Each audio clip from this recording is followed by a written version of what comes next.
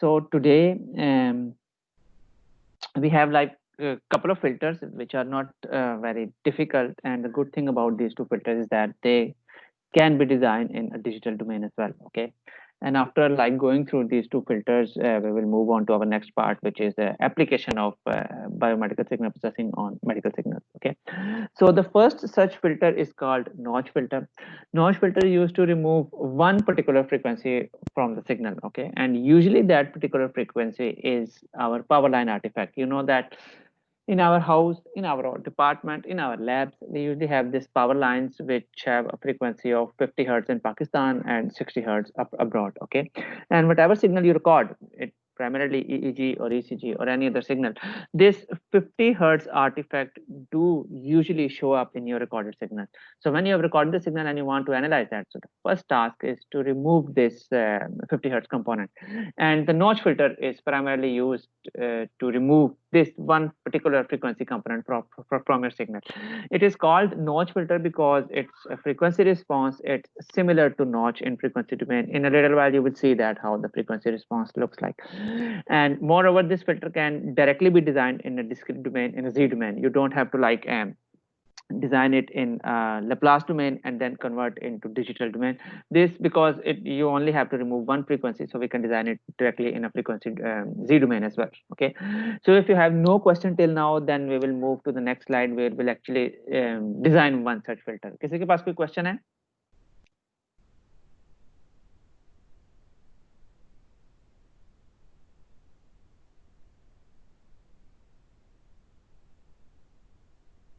तो ये जी डोमेन कैसे यूज होता है ये बता दें। एक्चुअली लास्ट टाइम जब हमने फिल्टर डिजाइन किए थे, आपको याद है कि हमने एस डोमेन में शुरू किया था और फिर हमने बाइलिनियर ट्रांसफॉर्मेशन लगा के एस डोमेन से जी डोमेन में आ गए थे। ओके, तो जो हमारा अल्टीमेट फाइनल आंसर था वो सिग्नल का ट्रांसफर फंक्शन था capital H of Z, right? Yes sir. ठीक है, तो इस फिल्टर को हम एनालॉग डोमेन से स्टार्ट नहीं करेंगे, इसको हम डायरेक्ट जी डोमेन में ही डिजाइन करेंगे।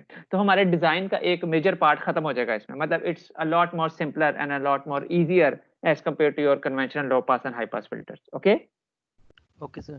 Okay, so everyone can see my slides, right? Yes sir. अच्छा, आपकी एक क्लास फेलो है इरम शहजादी, वो हैं अभी आज के लेक्चर में या नहीं? Yes sir. अच्छा मैडम आप हैं, ओके मैडम आपने मुझे ईमेल की थी बेसिकली किसी फाइल को, अगर आपने जैसे मुझे ये लगा कि आपके पास जो फाइल्स डाउनलोड हो रही हैं आपने उनकी डिफॉल्ट एक्सटेंशन ऐसे रखी है कि वो ऑर्डिनो के साथ खुल जाती हैं। Okay, yes sir. अच्छा मैडम, आप उस फाइल को बेशक आप एंड में उसके डॉट एम लगाएं और रादर देन उसको राइट क्लिक करके खोलने के बजाय आप मैटलैब पहले खोलें और फिर मैटलैब के ऊपर टॉप लेफ्ट पे वो एक जो बार्स बनी होती हैं सेव ओपन, वहां से ओपन करें उस फाइल को जाके, तो वो मैटलैब में खुलेगी। ओके सर आपने क्या कहा दोबारा बता दें प्लीज। मैडम, किसी भी फाइल को कंप्यूटर पे खोलने के दो तरीके होते हैं, ठीक है? एक तो उसको राइट क्लिक करके ओपन कर लेती हैं आप, ऐसा ही है? Yes sir. दूसरा ये होता है कि आप जिस जैसे कि मैटलैब है, अगर आप मैटलैब खोलेंगी तो उसके टॉप लेफ्ट साइड पे आपके पास होम है, होम के नीचे न्यू सेव ओपन ये सब चीजें हैं शो हो रही हैं। अगर आप यहाँ से जाके ओपन करेंगी ना उस फाइल को, बेशक वो डिफॉल्ट उसकी कोई भी हो, तो आपके पास मैटलैब में खुलेगी। ओके जी, लेकिन अगर मैं आपको मेल करूंगी तो वो फिर अगर डॉट एम फाइल में ना आई तो? मैडम, जब आप मुझे डॉट एम लगा के मेल करेंगी तो मुझे डॉट एम ही मिलेगी, वो मेरा नहीं सर दर्द है कि जब मैं ऐसे करती हूँ ना, होम से जाके ओपन करती हूँ तो रिसेंटली जो सिर्फ 3-4 फाइल्स होती हैं जो मैं यूज कर रही होती हूँ बस वही खुलती हैं, बाकी सारे पुराने कोड नहीं खुलते। मैडम, आप ओपन में जाएंगी वो आपसे पूरा पाथ मांगेगा। जैसे अगर मैं मैटलैब पे ओपन खोलता हूं तो मुझे पूरा पाथ दे रहा होता है, ये सबसे ऊपर एक ओपन का आइकन और है, बल्कि कंट्रोल प्लस ओ करेंगी तो वो खुल जाएगा। उसमें ये अब कंप्यूटर की ओपन विंडो आ गई है, इसमें आप उस पाथ तक ब्राउज करके किसी भी फाइल को खोल सकती हैं। पता नहीं सर, यही मसला हो रहा था कि मैं जब अपनी फाइल जहाँ पर ये सारी सेव हो रही है मैटलैब की, वहां पर भी जाके उस पास में खोलती हूँ तो वो आर्डिनो की शो होती है, मैटलैब की फाइल्स नहीं होती हूँ। फिर आप एक काम करें, ये जो आखिरी ओपन वाली जो विंडो खुलती है ना, इसमें नीचे जहाँ फाइल नेम आगे ब्लैंक है और आगे ऑल मैटलैब फाइल्स हैं, यहाँ पे जाके आप ऑल फाइल्स लिखेंगी तो सारी फाइल्स शो होने लग जाएंगी आपको। ठीक है सर, मैं ये भी ट्राई करती हूँ।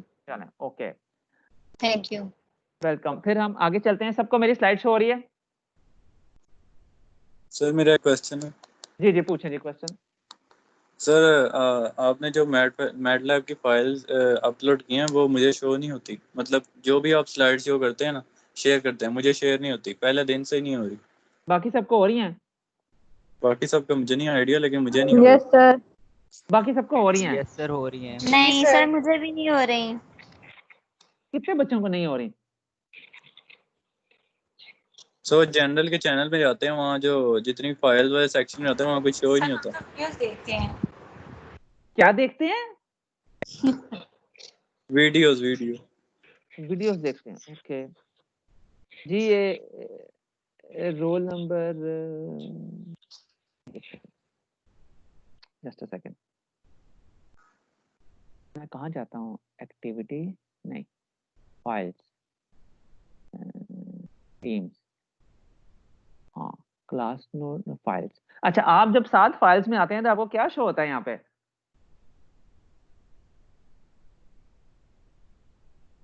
हेलो,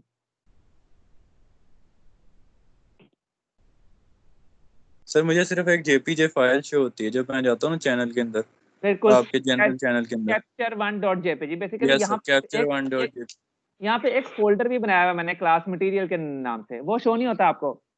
नहीं सर। सर मुझे शो होता है, लेकिन जब मैं उसको ओपन करती हूँ तो वो ओपन नहीं होता।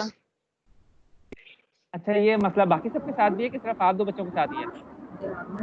नहीं सर, हमें तो होता है शो, अंदर सारी प्रेजेंटेशंस है वो भी मिल जाती है। अच्छा, चलें फिर मैं आपसे ये काम करता हूँ, साथ के वो जो बाहर वाला पाथ है ना, मतलब मैं चाहता हूँ कि आप फोल्डर के अंदर ना जितनी फाइल्स अंदर पड़ी हैं मैं उन्हें एक स्टेप उठा के बाहर फेंक देता हूँ, ठीक है? फिर आपको जहाँ वो जी। जेपैक फाइल शो हो रही है ये सब चीजें वहीं शो होने लग जाएंगी। Okay okay sir. चलें सर, मुझे तो फोल्डर ही ना शो हो रहा, जी मेरा तो बिल्कुल, मसला क्या देखिए, बड़ा है। नहीं आपको जेपैक फाइल शो हो रही है ना? सर वो जेपीजे फाइल है, कैप्चर वन हाँ डॉट बिल्कुल जेपीजे। बिल्कुल बिल्कुल, मैं उसी के साथ बाकी चीजें रख दूंगा, डोंट वरी, आपको किसी ओके फोल्डर में जाने की जरूरत ही नहीं रहेगी। Okay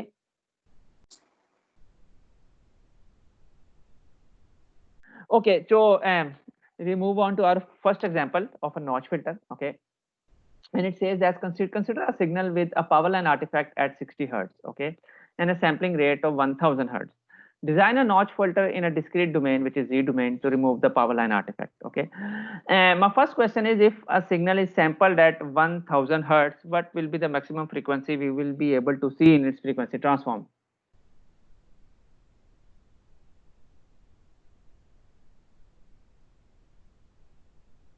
So 500.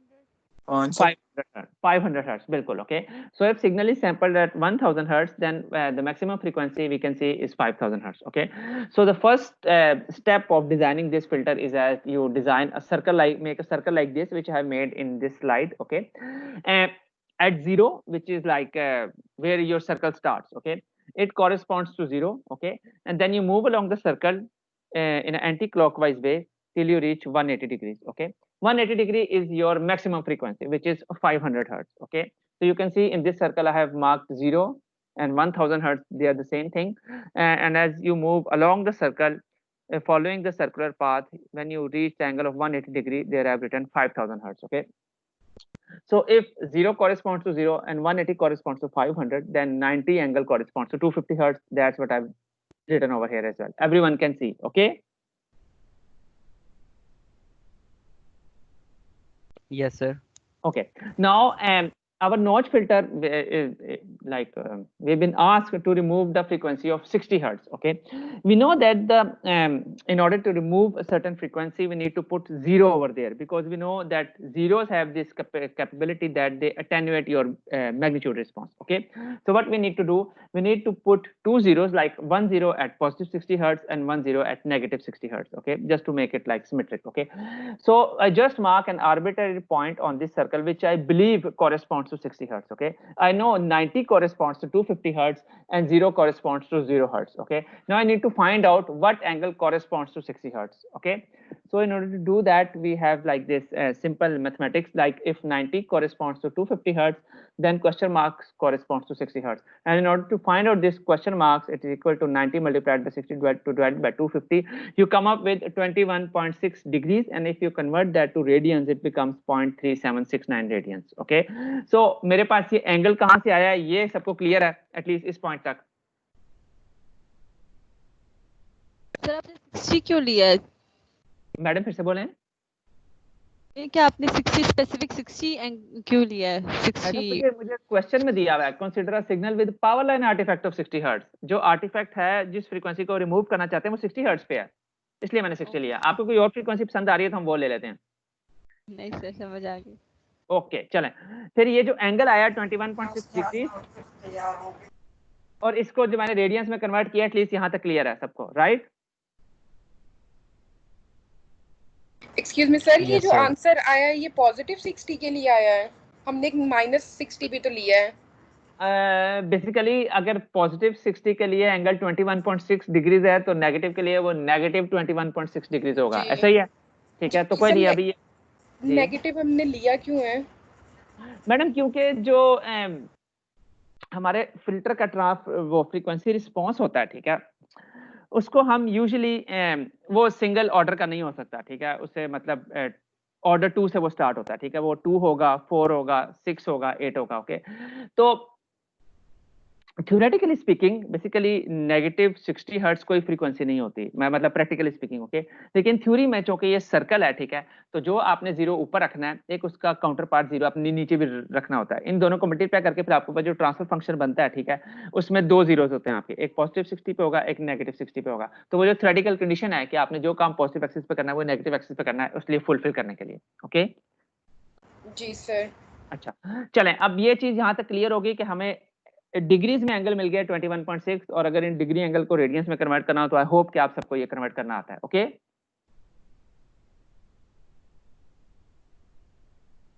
हेलो बच्चों। Yes, जी sir. सर। Okay good. अच्छा, इसके बाद ये बेसिकली ये जो मैंने पॉइंट रखा था, मैंने खुद प्लॉट किया, वो डॉट लगाया था 60 हर्ट्ज पे और 90 -60 हर्ट्ज पे, ये बेसिकली इस पॉइंट का एंगल है आपके ओरिजिन से, ओके। अच्छा, अब इस पॉइंट तक पहुंचने के लिए जो मुझे इसके एक्स और वाई कोऑर्डिनेट्स कैलकुलेट करने हैं, वो आपको पता है कि हम एंगल का कॉस लें तो हमारे पास एक्स कोऑर्डिनेट आ जाता है, अगर एंगल का साइन लें तो हमारे पास वाई कोऑर्डिनेट आ जाता है, ओके।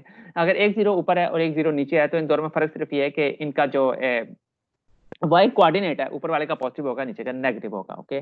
तो मैंने यही किया, मैंने कॉस और साइन लिया, और मेरे पास जो दो जीरोस हैं जो प्लस और -60 हर्ट्ज पे पड़े हुए हैं, उनके कोऑर्डिनेट्स मेरे पास ये बन गए 0.922 प्लस माइनस 0.368 जे, ठीक है। जो एक्स एक्सिस है बेसिकली वो रियल है और जो वाई एक्सिस है वो इमेजिनरी है, इसलिए मैंने उसके साथ जे लगा दिया, ठीक है। और यही जो दो मेरे पास ये कोऑर्डिनेट्स हैं, यही मेरे दो जीरोस हैं, ठीक है, Z1 और Z2, ठीक है। और मैंने Z1 भी लिख दिया, Z1 0.92 प्लस 0.36 जे है और Z2 0.92 माइनस 0.36 जे है, ठीक है। और फाइनली अगर मैंने on the basis of these two zeros अपना ट्रांसफर फंक्शन बनाना है तो मैं इनको इसी एक्सप्रेशन में पुट कर देता हूँ, 1 minus ji inverse multiplied by G1 ऊपर दिया हुआ है, और multiplied by 1 minus G1 into G2 ऊपर दिया हुआ है। इन दोनों का आपसे मल्टीप्लाई करेंगे तो आपके पास एक्सप्रेशन बनेगी नॉच फिल्टर की 1 minus 1.85 z inverse plus Z rest पर -2, जो कि हमारा फाइनल आंसर है। ये बेसिकली एक नॉच फिल्टर हमने डिजाइन किया है जी डोमेन में, जो कि 1000 हर्ट्ज पर सैंपल हुए हुए सिग्नल में से 60 हर्ट्ज का power line artifact signal remove करेगा, ओके।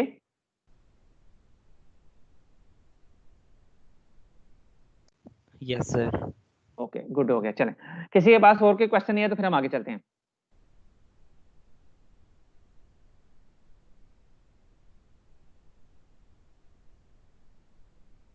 सर, ये आप एक दफा रिपीट कर देंगे जो आपने ये मल्टीप्लिकेशन क्यों की है इनकी? मैडम, हमारे पास जब दो जीरोस आ जाते हैं तो फिर हम ट्रांसफर फंक्शन लगाने के लिए क्या करते हैं उनके साथ?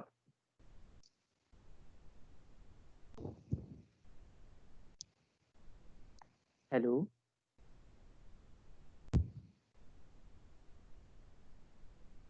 ये मैडम यहीं पे हैं कि चली गई हैं?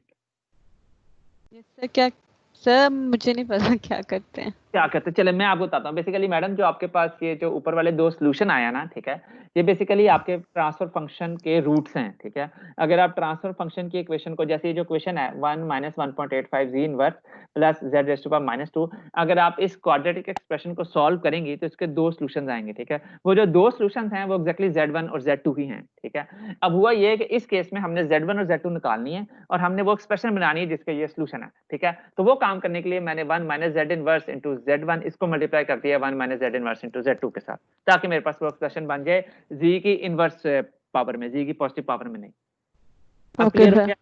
ठीक है, यस सर। चलो।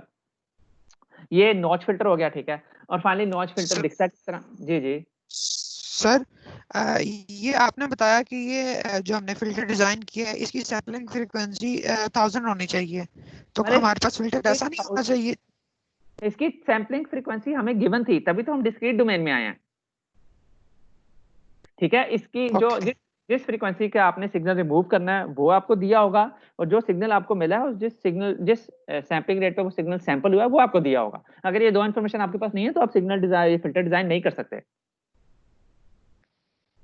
ठीक है। और अगर इन केस इस सिग्नल का मैं सैम्पलिंग रेट चेंज कर देता हूं, ठीक है, तो जैसे मैं 1000 से 2000 कर देता हूं, तो अब जो मैंने नॉच फिल्टर लगाया वो नए सिग्नल पे एप्लीकेबल नहीं होगा, क्योंकि आप देखें जो आपका सर्कल है इसमें प्रीवियसली 180 पे 500 था। जब आप इसका सैम्पलिंग रेट बढ़ा देंगे तो 180 पे जो नंबर है वो चेंज हो जाएगा, 180 वाला नंबर चेंज होगा, 90 वाला नंबर चेंज होगा, और आपका जो 60 का एंगल है वो भी चेंज हो जाएगा। एंगल चेंज होगा तो आपके रूट चेंज हो जाएंगे, रूट चेंज हो गए तो आपकी एक्सप्रेशन चेंज हो जाएगी, ठीक है। तो सैम्पलिंग रेट Okay, sir. जो फ्रीक्वेंसी रिमूव करनी है वो आपको गिवन होगी। और ये जो फिल्टर हमने डिजाइन किया है, मैंने जो बात रिपीट की है, ये वाला 1 - 1.85 z inverse plus z raise to the -2, ये बेसिकली इसी पर्टिकुलर सिग्नल के लिए और इसी पर्टिकुलर फ्रीक्वेंसी के लिए एप्लीकेबल है। फ्रीक्वेंसी सैम्पलिंग रेट कोई भी एक चीज चेंज करेंगे ये नॉच फिल्टर काम नहीं करेगा, ठीक है। Okay. ठीक है, अब अगर इन केस हमने इस नॉच फिल्टर को इंप्लीमेंट करना है, हम क्या करेंगे?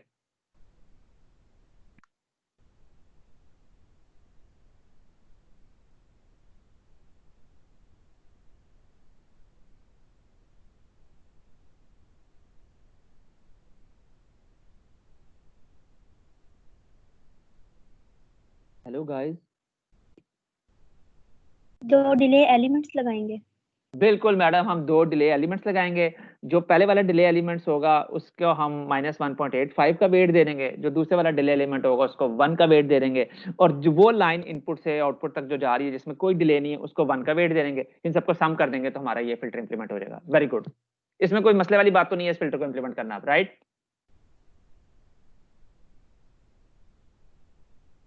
सर दोबारा एक्सप्लेन कर दें। चलें, हाँ, आप ये सिर्फ इम्प्लीमेंटेशन ही दोबारा एक्सप्लेन कर दूं? Yes sir, implementation. चलें, आपको याद है हमने FIR फिल्टर बनाया था, हमने उसे किस तरह इंप्लीमेंट किया था? कुछ याद आ रहा है आपको कि नहीं?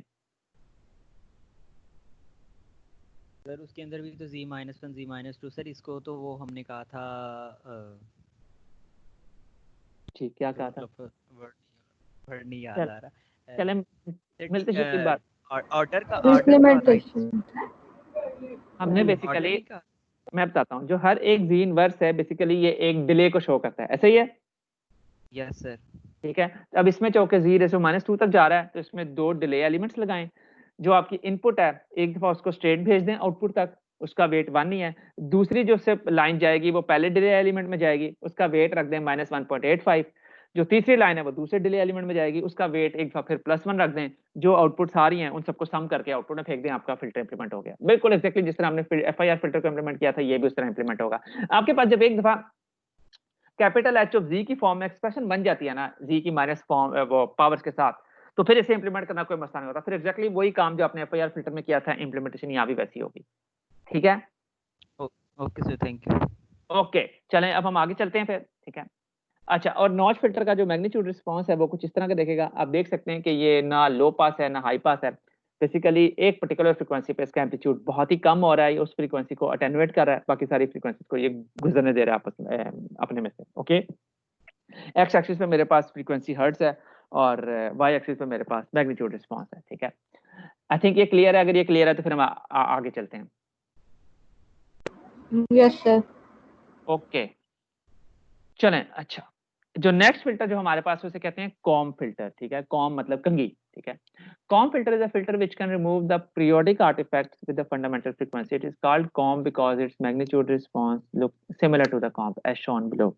अच्छा, हमने इससे पहले जो फिल्टर बनाया था उस फिल्टर का काम ये सिर्फ ये था कि आपके सिग्नल में से 60 हर्ट्ज का जो कंपोनेंट है उसको वो रिमूव करता रहा, ठीक है। यूजुअली जब आपके सिग्नल में कोई आर्टिफैक्ट आता है तो वो सिर्फ अपनी फंडामेंटल फ्रीक्वेंसी पे नहीं होता, वो अपनी फंडामेंटल फ्रीक्वेंसी के हार्मोनिक्स पे भी मौजूद होता है, ठीक है।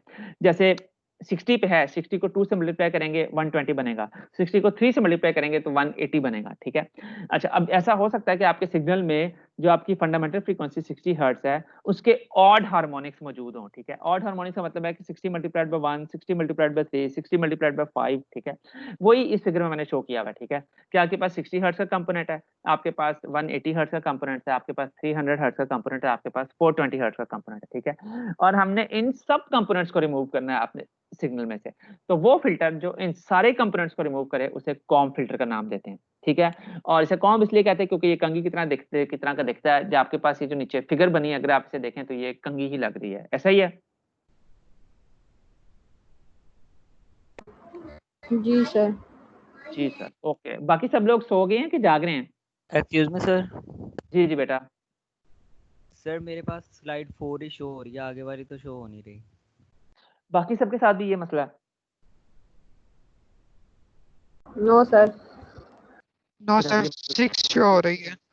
ये मसला मैं कैसे हल करूं अब? सर वो ग्राफ वाला भी जो आपने बताया, एक्स एक्सिस वाई एक्सिस वाला, वो भी नहीं शो, जो 4 पे ही। बेटा फिर आप एक काम करें, आप एक दफा इस मीटिंग को मतलब बाहर निकल के सर दोबारा ज्वाइन कर लें। सर अब अब 5 आप, शो हो रही है। अब अच्छा नेट स्लो है मेरे ख्याल से। मेरा, लेकिन मुझे बताएं इसका सोल्यूशन मेरे पास क्या हो सकता है? सर 5 स्लाइड को दोबारा थोड़ा सा एक्सप्लेन कर दें। अब शो हो रही है। अब 5 शो हो रही है कि 6 शो हो रही है? 5 ग्राफ वाली है जो सर। ग्राफ वाली, ये वाली, ओके। बेसिकली जो जी। 5th स्लाइड है इसमें मैंने सिर्फ और सिर्फ जो नॉच फिल्टर का मैग्नीट्यूड रिस्पांस है वो किस तरह का दिखता है मैंने सिर्फ वो प्लॉट किया, ठीक है। क्योंकि इस फिल्टर को नॉच फिल्टर कहते हैं, इसका मतलब है कि ये एक किसी पर्टिकुलर फ्रीक्वेंसी को, सिग्नल को अटेन्यूएट करेगा, बाकी सारी फ्रीक्वेंसीज को बिल्कुल नहीं छेड़ेगा, ठीक है। और अगर आप इस फिगर में देखें जो आपके सामने स्लाइड 5 में प्लॉट हुई है, तो इसमें बाकी सारे सिग्नल जो हैं वो ऑलमोस्ट स्ट्रेट, उनका मैग्नीट्यूड रिस्पांस है, सिर्फ 60 हर्ट्ज पे आपका सिग्नल सिग्निफिकेंटली अटेन्यूएट हुआ है, ठीक है। तो ये नॉच फिल्टर का काम होता है, ये उसका मैग्नीट्यूड रिस्पांस है, ओके। Yes sir. चले अब मैं स्लाइड 6 पे आ जाऊं फिर। यस सर अब 6 हो गई है शो। अच्छा, अब इस स्लाइड के तराजू में मुझसे क्या चाहते हैं अब आप? सर मैंने रीड कर लिया है, नेक्स्ट चलें। अच्छा नेक्स्ट चलें, ओके। बाकी सबको भी कोई इशू नहीं, मैं आगे चलूं?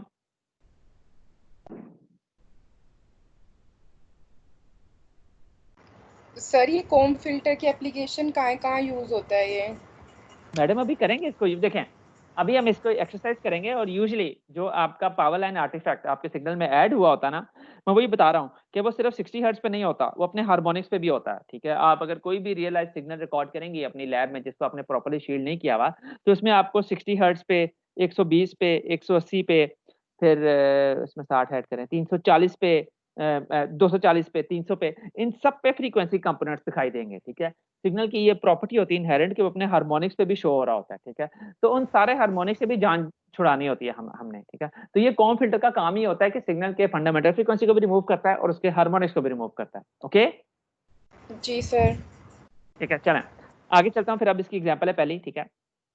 एग्जांपल ये है कि design a comb filter to remove 60 hertz power line artifact and its odd harmonics, ठीक है, इन जी डोमेन। और सैम्पलिंग रेट वही है जो हमारे पास लास्ट एग्जांपल वाला था, ठीक है।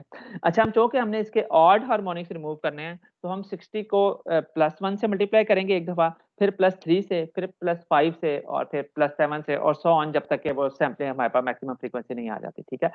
अब आपके सामने स्लाइड पे मैंने उसी तरह का सर्कल बनाया जिस तरह मैंने पहले बनाया था, ठीक है। ऊपर +60 है, नीचे -60 है। 60 के बाद जब मैं 60 को 3 से मल्टीप्लाई करूंगा तो एक 180 हर्ट्ज भी आएगा, ऐसा ही है? यस। ठीक है। उस 180 हर्ट्ज पे मैंने एक छोटा सा लगा दिया सर्कल। फिर 250 हर्ट्ज हमने जो कि 90 को कॉरेस्पॉन्ड किया हुआ है, वो लाइन वहीं की वहीं है। फिर 60 को अगर मैं 5 से मल्टीप्लाई करूंगा तो 300 होगा, मैंने 300 पे भी लगा दिए एक सर्कल, ठीक है। और फिर अगर 60 को मैं 7 से मल्टीप्लाई करूंगा तो मेरे पास 420 होगा, मैंने 420 पे भी लगा दिया सर्कल, ठीक है। मेरा आपसे क्वेश्चन है कि मैंने 420 से आगे सर्कल क्यों नहीं लगाया? मैंने 60 को 9 से मल्टीप्लाई क्यों नहीं किया? मैक्सिमम 500 मैक्सिमम 500 हर्ट्ज है मैक्सिमम 500 है, ठीक है। और ये जो मैक्सिमम 500 है ये बेसिकली आपके सैम्पलिंग रेट ने डिफाइन किया था आपके लिए, ओके। Yes sir.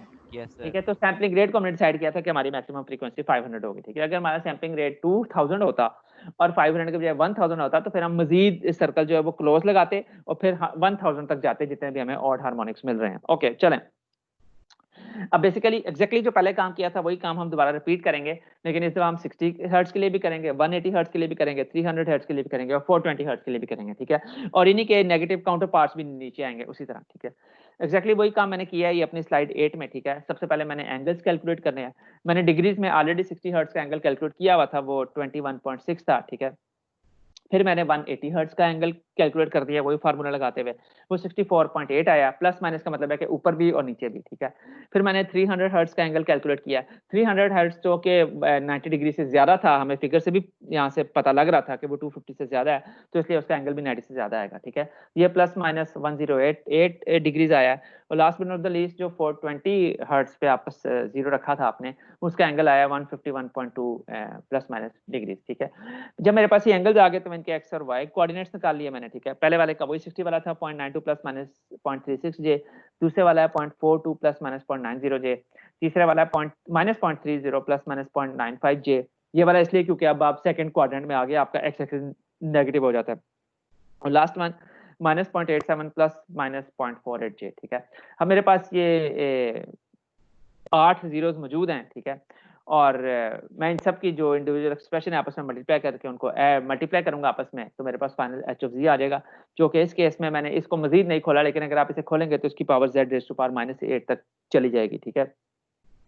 ये 1 minus 1.85 z inverse plus z raise to power -2 multiplied by 1 minus 0.85 z inverse plus z -2 multiplied by 1 plus 0.61 z inverse plus z raise to power -2 multiplied by 1 minus 1.75 z inverse plus z raise to power -2, ठीक है। ये मेरा final answer था। इसमें जो maximum power है z की वो z रेज़ टू पावर -8 तक है, ठीक है। और अगर मैं एग्जाम में आपको क्वेश्चन दे रहा हूँ कि इस फिल्टर को आप इंप्लीमेंट करें तो ये इंप्लीमेंट हो जाएगा? Yes sir. तो कितने डिले एलिमेंट्स आएंगे? 4 और 8 सर 8 8 आएंगे 3 माइनस 8 8 हर के लिए अलग-अलग होगा। यस क्या सर। चीज? हर सेक्शन के लिए अलग-अलग मतलब लगेगा। आपकी मर्जी है, इसको इंप्लीमेंट दो तरीके से कर सकते हैं। आप हर सेक्शन को अलग लेके कैस्केड लगा के आपस में मल्टीप्लाई भी कर सकते हैं, या अगर मैं आपकी जगह हूं तो मैं इन सबको एक ही दफा इकट्ठा मल्टीप्लाई करूं, मेरे पास 1 से लेके z रेज़ टू पावर -8 तक की सारी टर्म्स आ जाएंगी, मुझे हर एक डिले वाले का वेट पता चल जाएगा, तो मैं इकट्ठे ही 8 डिले एलिमेंट्स लगा के उन्हें इंप्लीमेंट कर दूंगा। Okay okay sir.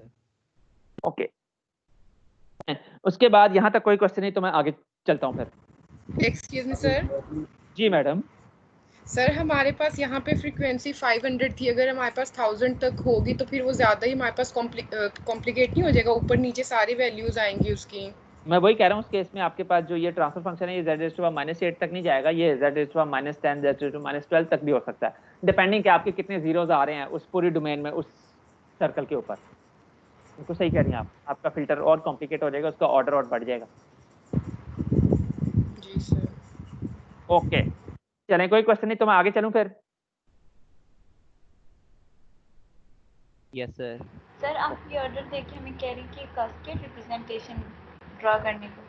नहीं, मैं बेसिकली आपके क्लास का लोग कह रहे थे कि ये जो मेरे पास 4 टर्म्स लिखी हुई हैं मैं इन सबको अलग-अलग आपस में इनके इंप्लीमेंट कर देता हूँ। मैंने कहा ठीक है आप वो काम भी कर सकते हैं, इन चारों के अलग-अलग ब्लॉक्स बनाने, उन चारों का आपस में मल्टीप्लाई करते हैं। हाँ, लेकिन अगर मैं इनकी जगह होता तो मैं ये जो 4 एक्सप्रेशंस हैं जो आंसर में लिखी हुई हैं यहाँ पे, इनको आपस में मल्टीप्लाई कर देता इकट्ठे, ठीक है। उससे फायदा ये होता कि मुझे 1 से लेके z रेज़ टू पावर -8 तक की सारी टर्म्स मिल जाती और मुझे एक ही दफा पता चल जाता है कि हर एक डिले एलिमेंट्स का क्या-क्या वेट है, ठीक है। जब वो सारी चीजें आ जाती तो मैं इकट्ठे 8 डिले एलिमेंट्स लगा के इन्हें स्ट्रेट अवे इंप्लीमेंट कर देता, वो मेरे लिए ज्यादा आसान होता। क्योंकि हमने जब FIR फिल्टर इंप्लीमेंटेशन की थी तो हमने अलग-अलग ब्लॉक्स में नहीं की थी, हमने इकट्ठे ही h ऑफ z को इंप्लीमेंट किया था। Okay okay sir. ओके चलें अब आगे चलते हैं फिर हम, ठीक है। मुझे देखने दें, हाँ ठीक है, ये प्रॉब्ली मतलब आखिरी टॉपिक है, इसका नाम है आर्टिफैक्ट रिमूवल, ठीक है। अच्छा, सबसे पहले आर्टिफैक्ट से मतलब क्या होता है, ठीक है। Artifact is anything that hinders the signal and is not present throughout the signal, ठीक है। आपके पास जो नॉइज होती है वो यूजुअली पूरे के पूरे सिग्नल में मौजूद होती है, आपने देखा भी था लास्ट टाइम जब हमने उसे रिमूव किया था कि आपके पास जो एक छोटे एम्पलीट्यूड की नॉइज है, मतलब जो सिग्नल को थोड़ा बहुत ऊपर नीचे चेंज करती है, वो प्रॉब्ली पूरे सिग्नल में मौजूद होती है, ठीक है। आप ईसीजी रिकॉर्ड करें, ईजी रिकॉर्ड करें, यूजुअली थोड़ी बहुत नॉइज उसमें मौजूद होती है, ठीक है। आर्टिफैक्ट नॉइज की तरह की चीज नहीं होती। आर्टिफैक्ट का एम्पलीट्यूड नॉइज से सिग्निफिकेंटली ज्यादा होता है, समटाइम सिग्नल से भी बहुत ज्यादा होता है, ठीक है। और ये सिग्नल के कुछ पार्ट पे ही मौजूद होगा। जैसे अज्यूम करते हैं कि आप ईसीजी रिकॉर्ड करवा रहे हैं, ठीक है, और ईसीजी रिकॉर्ड करवाते हुए आप जैसे हम सम टाइम अपना थूक निगल लेते हैं, ओके, मुंह के अंदर से, ठीक है, या आपने कोई हाथ की मूवमेंट की है, ठीक है, या आपने कोई मतलब छींक मारी है, ठीक है, या आप खांसे हैं, ठीक है, तो ये जो आपकी फिजियोलॉजिकल मूवमेंट है ये आपकी ईसीजी के सिग्नल में शो होगी, ठीक है। लेकिन आप खुद अंदाजा लगा सकते हैं कि जो कि आप ये फिजियोलॉजिकल मूवमेंट सिर्फ एक दफा कर रहे हैं, तो आपके पूरे सिग्नल में ये एक ही पीक इस तरह की आएगी जो इसको शो कर रही होगी, ठीक है। ये आर्टिफैक्ट होता है, ठीक है। अगर आप एक अच्छे पेशेंट हैं और आप इस तरह की कोई हरकत नहीं करें तो आपका सिग्नल बड़ा साफ सुथरा सा होगा। अगर आप मेरी तरह के सिग्नल हैं, आप काफी पेशेंट हैं, आप काफी छींके मार रहे हैं, काफी इधर उधर हाथ हिला रहे हैं, तो फिर आपके सिग्नल में ये सारे आर्टिफैक्ट शो होंगे, ठीक है। जब आप एक बार सिग्नल रिकॉर्ड कर लेते हैं तो उसमें से हमने नॉइज भी रिमूव करनी होती है, जिसको हमने फिल्टर लगा के रिमूव भी किया था मतलब लास्ट टाइम, ठीक है। और आपने इन आर्टिफैक्ट्स को भी रिमूव करना होता है, ठीक है। आर्टिफैक्ट्स को रिमूव करने के लिए पहले आप सिग्नल को विजुअली एनालाइज करते हैं। जैसे ये जो आपके सामने एग्जांपल है, मैंने खुद ही अपने हाथ से एक ईसीजी सिग्नल प्लॉट किया हुआ है और आप देख सकते हैं कि बिल्कुल बीच में एक जगह उस सिग्नल में एक बहुत ज्यादा पीक आई है जो ऊपर और नीचे जा रही है। ये एक आर्टिफैक्ट है, ठीक है। इस आर्टिफैक्ट को रिमूव करने का क्या तरीका है कि ये जो पोर्शन है जिसमें ये पीक मौजूद है, मैं सिग्नल का ये पोर्शन सिग्नल में से निकाल लेता हूं और इसकी जगह रैंडम नॉइज ऐड कर देता हूं, या इसके हमसाये में से सिग्नल का थोड़ा सा पोर्शन लेके यहाँ कॉपी पेस्ट कर देता हूँ। ओके, आपको समझ आई बात? ये यस सर। कोई बहुत मुश्किल काम तो नहीं है?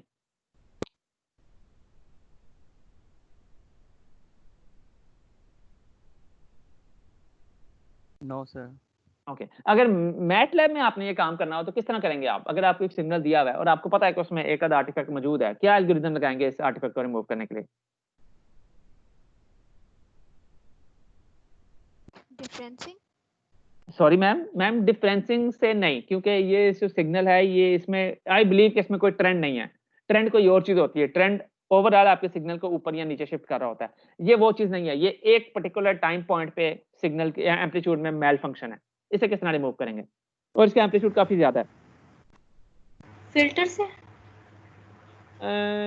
मैडम नहीं, क्योंकि ये किसी फ्रीक्वेंसी पे नहीं है, ये एक ही दफा आया, तो किसी फिल्टर से रिमूव नहीं हो पाएगा ये।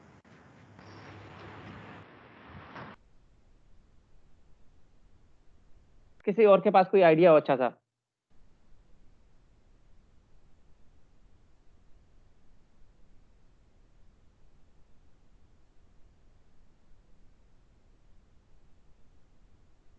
हेलो,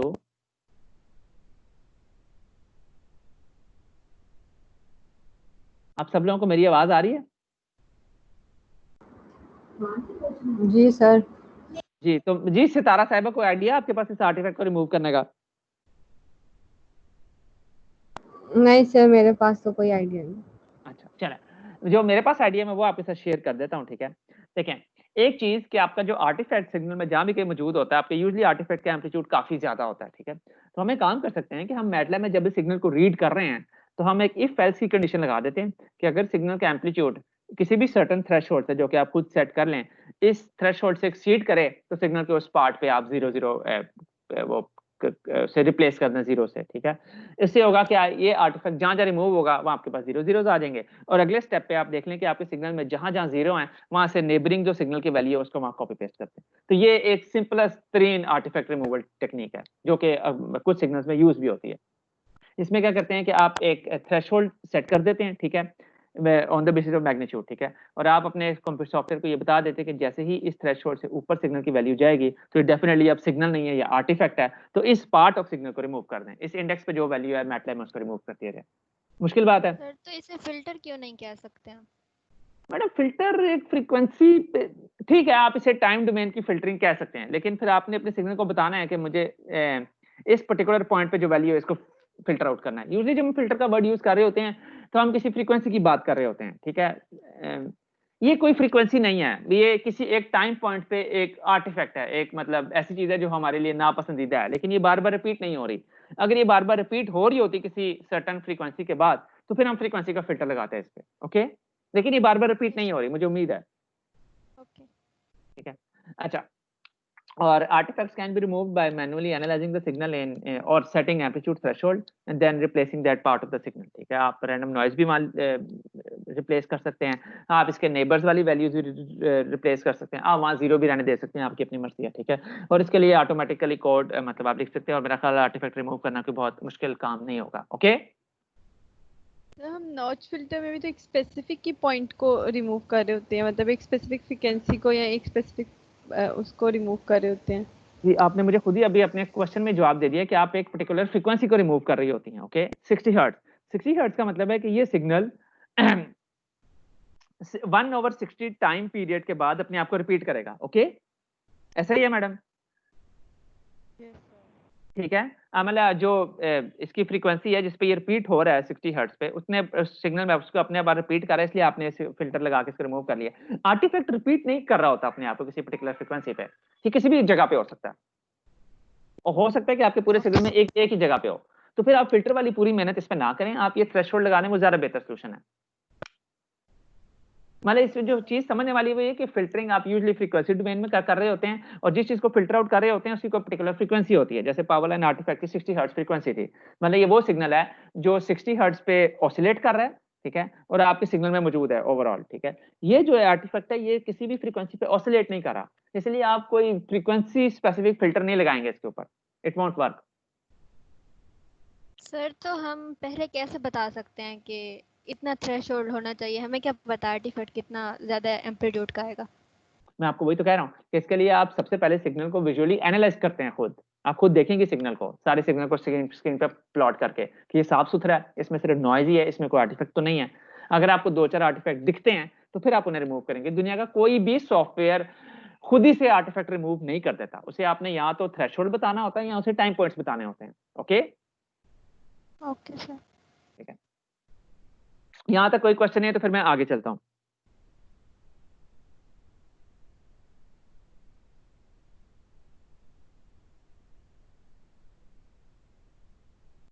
सर नहीं है क्वेश्चन? नहीं है क्वेश्चन, गुड हो गया, चलें। अच्छा, इसके बाद जो है आगे मेरे पास मेडिकल सिग्नल प्रोसेसिंग की एप्लीकेशंस ही हैं, ठीक है। और जो लास्ट टाइम हमने जो रिकॉर्डेड ईसीजी थी, ठीक है, उसमें से नॉइज रिमूव की थी और उसमें से ट्रेंड रिमूव किया था, याद है सबको ये बात? Yes sir. जी अच्छा, सर। तो किसी मतलब अच्छे बच्चे ने घर जाके उस कोड को मैटलैब पे चलाने की कोशिश की थी? Yes sir. काम किया था उसने? सर वो नहीं वर्क कर रहा था, वो क्या नहीं वर्क क्या कर रहा। मैं वो पूछ रहा हूँ, क्या कहता है आपको वो? सर जब आई थिंक लाइन 124 पे जब PQR वो कहता कि ये डिफाइन नहीं है आपके पास, मैंने बहुत कोशिश किया लेकिन उसने वर्क नहीं किया। बेसिकली जो इंडिविजुअल सिग्नल है PQRX, मुझे वो पूरा पैकेज आपको देना चाहिए। आपने इंटरनेट पे सर्च भी नहीं की कि सर ने ये ईसीजी का सिग्नल कहाँ से लिया? क्योंकि मैंने आपको कहा था नहीं सर जहाँ से आपने लिया मैंने वो खोला था मैटलैब पे, वो पूरा सिग्नल मिल जाता है मैटलैब से। फिर मैंने मैटलैब से जो मैटलैब की साइट है वहाँ से कॉपी पेस्ट भी किया, लेकिन ना वो एक स्पेसिफिक प्रॉब्लम आ रही है कि आपका PQR डिफाइन नहीं है स्पेसिफिकली 124 लाइन पे आके। ऊपर से जो जितना भी कोड है ना कि इफ एल्स वाला और ये सारा वो सारा ठीक वर्क करता है, लेकिन एंड पे आके फिर वो नहीं चलता। बहुत कोशिश की थी, उसकी कोई ना कोई एरर आ रही है। अच्छा, बार मुझे तो ये यही बात समझ आती है कि आपने मैटलैब से जहाँ ईसीजी का कोड डाउनलोड किया ना, आपने जो मेरी वाली फाइल है इसे भी उसी पाथ पे रखना है। आप उसी वाली पाथ पे रखेंगे तो चल पड़ेगा, कोई इशू नहीं होना चाहिए। बाकी मैं अब दूर बैठे हुए मैटलैब को एरर रिमूव नहीं कर सकता, मुझे देखना पड़ेगा कि क्या एरर आ रहा है। सर ऐसा जो आपने हमारे साथ फाइल शेयर की है वो प्रॉपर फाइल थी मैटलैब की, पूरा प्रॉपर कोड था। जो आपने हमें फाइल शेयर की थी .m, तो उसमें तो ऐसा हमें कोई चीज़ ऐड करनी ही नहीं थी। ठीक है, लेकिन मैं ये बता रहा हूँ कि जो ईसीजी का ही कोड है वही नहीं रन करता, बाकी ट्रेंड और डी ट्रेंड वही नहीं रन करता। मतलब अगर हम ये चाहें कि हमें सिर्फ सिंपल ईसीजी मिल जाए ओरिजिनल सिग्नल, तो आपको ओरिजिनल ईसीजी नहीं मिली अभी तक? बिल्कुल हाँ। मैं मतलब मैं ये बताना चाह रहा हूँ कि अगर हम सिंपल सिग्नल ही चाह रहे थे ना, ट्रेंड डी ट्रेंड और नॉइज मूव करना तो बात की बात है। वो वाला पार्ट 1 पे कोड नहीं रन करता था, तो फिर उसको छोड़ के फिर कुछ और काट लिया। चलें कोई बात नहीं, मैं इस मसले को देख लेते हैं, ठीक है। अच्छा जो लास्ट सर मैंने रन किया था तो वो p_wave में एरर दे रहा था कि ये अनडिफाइंड है। बिल्कुल सर, इसी की बात कर रहा हूँ, ये 124 लाइन पे है। जी जी, और कोई आप में से बोल रहा था जी। सर बेसिकली जो है ना, मेरे पास ये जो सिग्नल आपने डाउनलोड किया था ना, ये पड़ा हुआ था। तो इसको जो है ना पूरा कोड लिखने की बजाय अगर हम सिंपली लोड कर देना, लोड की कमांड यूज करते हुए, तो वो उससे भी चल जाता है। बिल्कुल चल जाता है, तो सही कह रहे हैं आप, इसमें कुछ ज़्यादा मेहनत करने की जरूरत नहीं थी, आपके पास चल पड़ा ये। सर मैंने ट्राई किया था, वैसे कोड नहीं चल रहा था। ये कोड जो है ना, मैंने अभी लोड करना है, मैं आज इसको ट्राई करता हूँ, क्योंकि वो मैंने सारा देखा था, वो एरर मैंने समझ लिया था, तो जो है ना उसका सोल्यूशन मैंने ये निकाला था। चलें, इन 3-4 लोगों के अलावा और किसी ने नहीं जहमत की?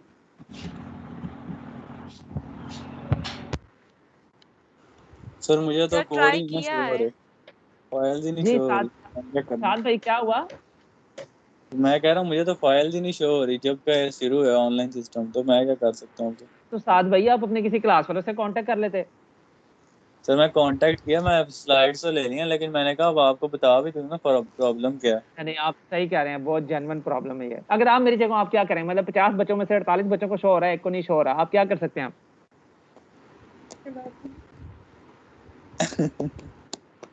नहीं ना, मैंने क्या करना? हाँ दोगे तो फिर आप मुझसे क्या एक्सपेक्ट करते हैं कि मैं क्या करूं? सर मैंने आपको ही कहना ना, मैंने और किसी को कहना? ठीक जी, बिल्कुल जी, मेरा कसूर है, सही कह रहे हैं आप। ओके चलें हम फिर, अच्छा जो आपके इंडिविजुअल एरर्स हैं उन पे हम बाद में बात कर लेंगे, ठीक है। अच्छा लास्ट टाइम हमने एक ईसीजी सिग्नल में इसको डीट्रेंड किया था और उसमें से नॉइज रिमूव की थी, एटलीस्ट लेक्चर में हमने ये काम किया था। एग्री करते हैं इस बात पे सब? जी सर। ओके अच्छा, अब जो मेडिकल सिग्नल्स होते हैं वो यूजुअली हमेशा ईसीजी या ईजी की फॉर्म में नहीं होते, आपके पास समटाइम वो इमेज की फॉर्म में भी होते हैं। ओके ठीक है, आपके पास एमआरआई इमेज होते हैं, आपके पास पेट इमेज होते हैं, आपके पास अल्ट्रासाउंड के इमेज होते हैं, आपके पास एक्सरेज होते हैं। ओके सबको मेरी आवाज आ रही है? जी सर। Good okay. तो आज हम जो मेडिकल सिग्नल प्रोसेसिंग की एप्लीकेशन है ना, आज मेरे ज्यादातर जो कोड्स हैं वो इमेज रिलेटेड हैं, ठीक है। अच्छा तो लेकिन उसके लिए सबसे पहले मुझे अपनी प्रेजेंटेशन बंद करनी पड़ेगी, और हाँ पहला है उसमें image enhancement using histogram equalisation, ठीक है। अब मैं प्रेजेंटेशन को बंद करता हूँ और मैं जो मेरा मैटलैब का कोड है मैं वो आपके साथ शेयर करता हूँ, जरा एक दफा ये पहले चल जाए, ठीक है। ओके और अब इसको जरा हम शेयर कर लें।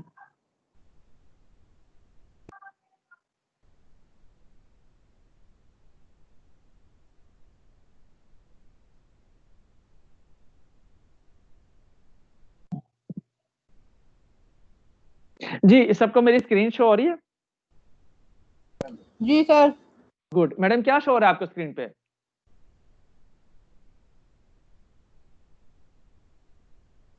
सर 2 पिक्चर्स हैं, एक ऊपर जो है मतलब बेबी की तस्वीर है 2। सबको शो हो रही है? साथ भाई आपको भी शो हो रही है, और एक आपके क्लास वालों से जिन्हें स्लाइड जो हैं वो मतलब 2 डिले के साथ शो होती हैं, उन्हें भी शो हो रही हैं? सर हो रही है शो। ओके चलें चलें। अच्छा अब ये सिग्नल प्रोसेसिंग की पहली एप्लीकेशन है किसी भी इमेज पे, ठीक है। जो हमारे पास इमेज है बेसिकली वो ये ऊपर है जो कि टॉप लेफ्ट पे है, ठीक है। कोई भी नॉर्मल इमेज है इसकी जगह, मैंने फॉर अ टाइमिंग एक बेबी का इमेज लिया है, ठीक है। अच्छा अब इस इमेज में ना कंट्रास्ट कम है। कंट्रास्ट कम से मुराद है कि अगर आप इस इमेज को देखें तो इस इमेज में समवट एक ही कलर डिफरेंट शेड्स के साथ पूरी पिक्चर में वो मौजूद है। समवट लाइट ग्रे सा, लाइट ब्राउन सा, उस तरह का ही कलर पूरी इमेज पे है। ऐसा ही है, मतलब बच्चे की शर्ट का कलर भी वही है, बच्चे का अपना कलर भी वही है, बच्चे के बालों का कलर भी ऑलमोस्ट वो है। एग्री? जी सर। ओके चलें। अच्छा अब हम एक हमारे पास मैटलैब में कमांड होती है, इसमें हम ये देख सकते हैं, अगर आप ये जो टॉप राइट पे जो मैंने बार प्लॉट किया हुआ ना मैंने क्या किया हुआ है कि पिक्चर में बेसिकली जितने भी 0 से लेकर 255 तक कलर हैं, मैंने ये कैलकुलेट किया हुआ है कि हर एक पिक्सल कौन से कलर का है, ठीक है। तो ये जो आपके पास राइट साइड पे टॉप राइट पे जो प्लॉट है ना इसमें अगर आप देखेंगे जितनी भी बार्स है ना वो समवट 60 से लेके तो 160 के बीच में है, ठीक है। और नीचे बिल्कुल जिसकी हल्की सी बार है जिसमें कलर शो हो रहा है वो एग्जैक्टली वो कलर है जिसपे वो बार है। ये बेसिकली बिल्कुल सेंटर में ये ज्यादा सारी बार्स का होने का मतलब है कि आपके पास इमेज में जो कलर हैं वो 60 से लेके 160 के बीच में है, ना उससे पीछे वाला कलर है कुछ, ना उससे आगे वाला कलर है कुछ। इसका कहना है कि आपके सिग्नल में कॉन्ट्रास्ट कम है, ठीक है। मतलब डिफरेंट कलर्स कम है, एक ही कलर के डिफरेंट शेड्स आपके पास पिक्चर में मौजूद हैं, जिसकी वजह से पिक्चर्स में से इंफॉर्मेशन निकालना थोड़ा मुश्किल हुआ है। एग्री? यस जी सर। सर। ठीक है, अच्छा अब Yes, हमने sir. चूंकि इस पिक्चर का कंट्रास्ट एनहेंस करना है, तो हम करते ये हैं कि हमारे पास ऑलरेडी एक कमांड है, मैं आपको कोड दे दूंगा, you can please play around with it. ठीक है, वो कमांड एक्चुअली करती ये है कि जो टॉप राइट पे आपके पास प्लॉट है ना, जिसमें आप हिस्टोग्राम देख सकते हैं डिफरेंट कलर्स का, वो इस हिस्टोग्राम को स्प्रेड कर देगी 0 से लेकर 255 तक हर एक चीज के बीच में। ठीक है, मतलब और उसके बाद आपके पास सिर्फ एक ही कलर के शेड्स नहीं होंगे, आपके पास जो कंट्रास्ट है वो बढ़ जाएगा, आपके पास कलर्स बढ़ जाएंगे। ठीक है, तो अगर आप ऊपर वाली पिक्चर्स के जो कि जिसका हिस्टोग्राम उसके राइट पे प्लॉट हुआ है, अगर आप नीचे वाली पिक्चर देखें तो नीचे वाली पिक्चर में कंट्रास्ट बढ़ गया है। ठीक है, मतलब अब बच्चे की जो शर्ट का कलर है वो जरा ज्यादा व्हाइट हो गया और उसके बालों का कलर जरा ज्यादा ब्लैक हो गया। ठीक है, और इस कंट्रास्ट एनहेंसमेंट से बच्चे की शर्ट पे जो एक ईगल बना हुआ था, जो कि पहले डिटेक्ट करना थोड़ा मुश्किल था, अब उसको डिटेक्ट करना थोड़ा सा ज्यादा आसान हो गया है। ये चीज आपको दिखाई दे रही है? Yes sir. Yes sir. तो आप एग्री करते हैं कि जो हमने छोटा सा काम किया था, इसको करने से हमने जो कंट्रास्ट एनहेंसमेंट है वो कर लिया है। आपको पिक्चर से ये बात शो हो रही है कि नहीं? क्या आप मुत्तफिक नहीं है इस बात से?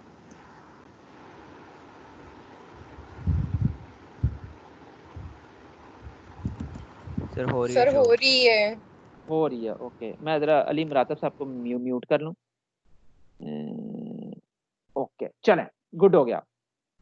ये तो एक एग्जांपल थी। ठीक है, और इस एग्जांपल में जो मैंने इमेज लिया था वो एक जनरल इमेज था, वो शायद in a very true sense medical image नहीं था। ठीक है, अब मैं एग्जैक्टली मैं कोड में और कोई चीज नहीं करूंगा, चीज चेंज नहीं करूंगा, मैं सिर्फ और सिर्फ अपना इमेज चेंज करूंगा in order to show you कि जो सिंपल सा हिस्टोग्राम इक्वलाइजेशन है, जिसमें हम अपने वो जो शेड्स हैं उन्हें शिफ्ट कर देते हैं 0 से 255 के बीच में, सिर्फ इतने छोटे से प्रोसेस से हमारे इमेज की क्वालिटी कितनी बेहतर हो जाती है। ओके, तो मैं इसको बंद कर रहा हूँ।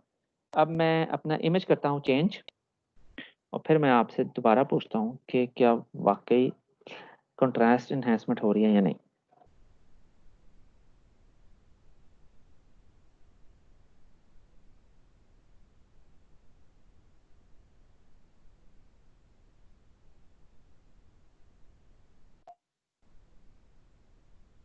मेरी स्क्रीन शो हो रही है सबको? Yes sir. जी ओके, सर। अब कौन से इमेजेस हैं? यस, रिब केस है चेस्ट सर। एक्सरे। बिल्कुल चेस्ट एक्सरे है। ठीक है, एग्जैक्टली वही पीछे वाला काम मैंने अब दोबारा किया है। ठीक है, और जो हाँ ठीक है, और अब आप देख सकते हैं नीचे वाले प्लॉट में कि जो आपकी ये रिब्स थी ना, जो यूजली आपको लंग्स के पास ऊपर नहीं शो हो रही थी, अब आपको नीचे वाले प्लॉट में थोड़ी सी बेहतर शो होने लग गई हैं। ठीक है, तो जस्ट टू टेल यू कि बहुत सिग्निफिकेंट कंट्रास्ट एनहांसमेंट शायद नहीं हुई, लेकिन एटलीस्ट पहले जो आपका डॉक्टर था, पहले उसे जितनी इन्फॉर्मेशन अवेलेबल थी, अब उसकी निस्बत थोड़ी सी ज्यादा इन्फॉर्मेशन अवेलेबल है, सिर्फ एक छोटे से स्टेप से। एग्री?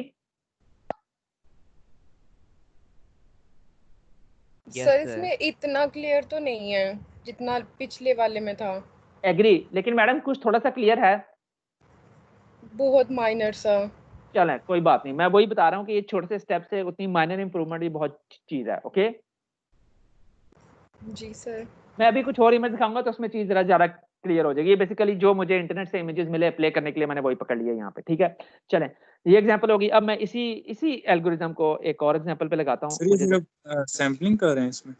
नहीं, हम इसमें हिस्टोग्राम इक्वलाइजेशन कर रहे हैं। ठीक है, हिस्टोग्राम बेसिकली ये बता रहा होता है कि आपके पास किसी एक कलर के कितने पिक्सल मौजूद हैं ओवरऑल इमेज में। ठीक है, तो हम वो अगर आप इसका एक सेकंड मुझे जरा ना दूसरा प्लॉट करने दें, फिर मैं आपको एक बार दोबारा बताता हूँ। ये भी बेसिकली एक एक्सरे ही है। ठीक है,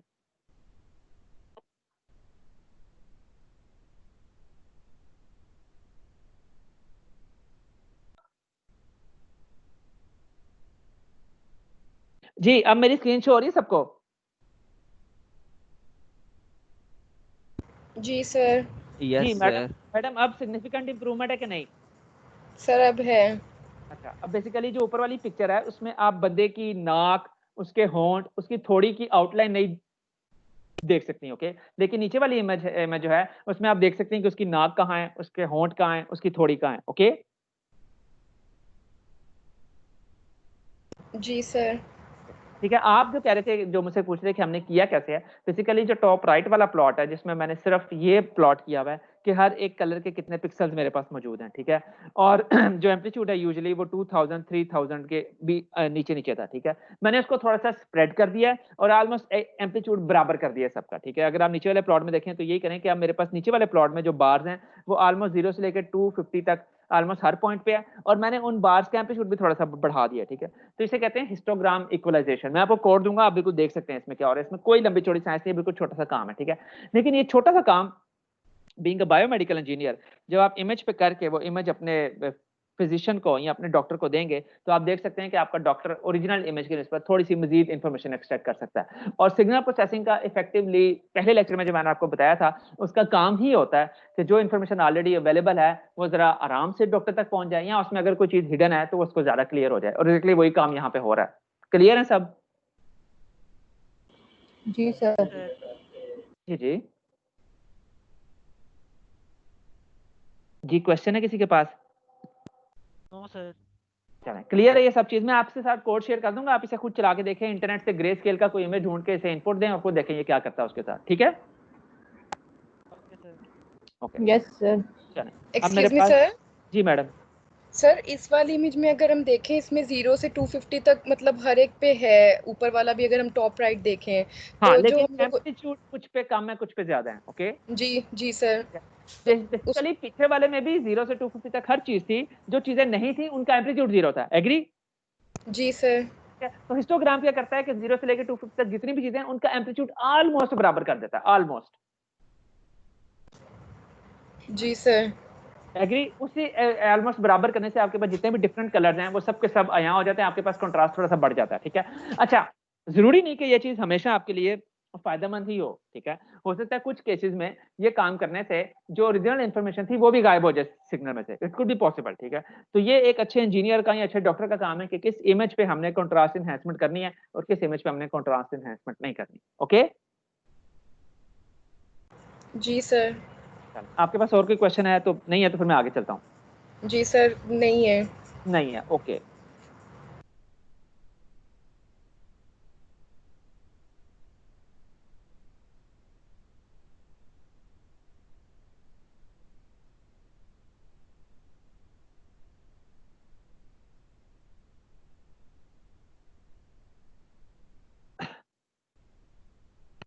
जी, मेरी स्क्रीन शो हो रही है आप सबको?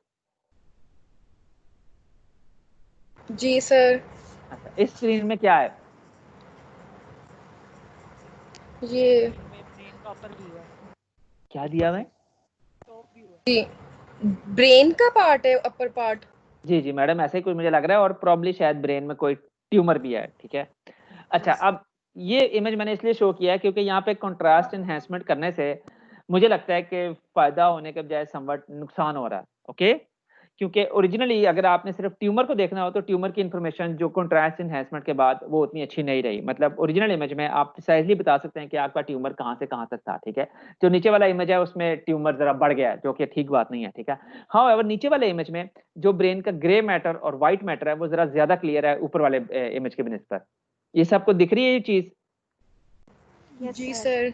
ठीक है, तो इसका मतलब है कि ये जो कंट्रास्ट एनहांसमेंट है ये जरूरी नहीं कि हमेशा फायदेमंद ही हो, समवट ही उतनी फायदेमंद नहीं भी होती।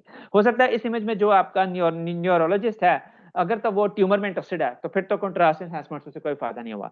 लेकिन आपका जो न्यूरोलॉजिस्ट है अगर वो सिर्फ ये देखना चाहता है कि ब्रेन का जो ग्रे मैटर और व्हाइट मैटर वो कितना क्लियर है तो फिर कंट्रास्ट एनहांसमेंट से थोड़ा सा फायदा हो गया, ठीक है। तो ये चीज हमेशा सब्जेक्टिव होती है, इसलिए आपने कंट्रास्ट एनहांसमेंट करने के बाद और बाद हमेशा इमेज को कंपेयर करना होता है और उसके बाद उसे मेडिकल डॉक्टर को प्रेजेंट करना होता है ताकि वो एनालाइज कर सके उसको, ठीक है।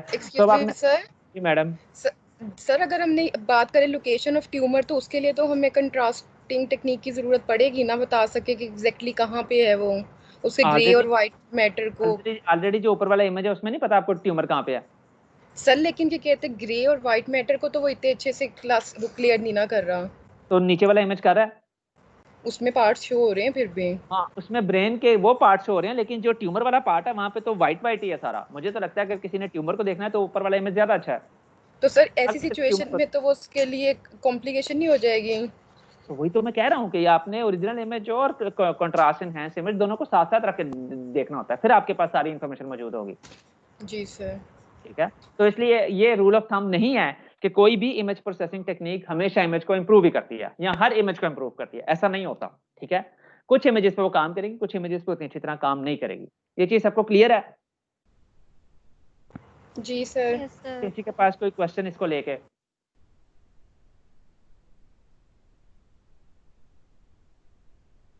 Hello? No sir. No sir. No sir. और आप लोग कन्विंस्ड हैं कि मेडिकल सिग्नल प्रोसेसिंग पढ़नी चाहिए आपको कि नहीं पढ़नी चाहिए अभी भी? सर पढ़नी चाहिए। पढ़नी चाहिए सर। ओके चलें, अब मैं आगे चलता हूँ, ठीक है। इसको मैं करता हूँ बंद, ठीक है। जो अगला काम है ना वो मुझे इससे भी ज्यादा मजे का लगता है। जरा मुझे जरा पहले शेयर करने दें, एक सेकंड। सर आप क्लास के बाद प्लीज वो फाइल फोल्डर से फिर पेस्ट कर दीजिएगा। जी जी साथ है, मैं कर दूंगा, आप परेशान ना हो। और शेयर करना है मैंने 24। अच्छा, अब जो अगला काम है ना जो सिग्नल प्रोसेसिंग कर सकती है आपके लिए, ठीक है, वो है removing the blurring effect from a image using filtering and deconvolution, ठीक है। आपने फिल्टरिंग भी पढ़ी है, आपने डीकन्वोल्यूशन भी पढ़ी है, राइट? ठीक है। अच्छा, अब मैं आपको अभी एक इमेज दिखाऊंगा, ठीक है, और फिर आप देखिएगा कि सिग्नल प्रोसेसिंग उसमें कितनी अच्छी तरह काम करती है।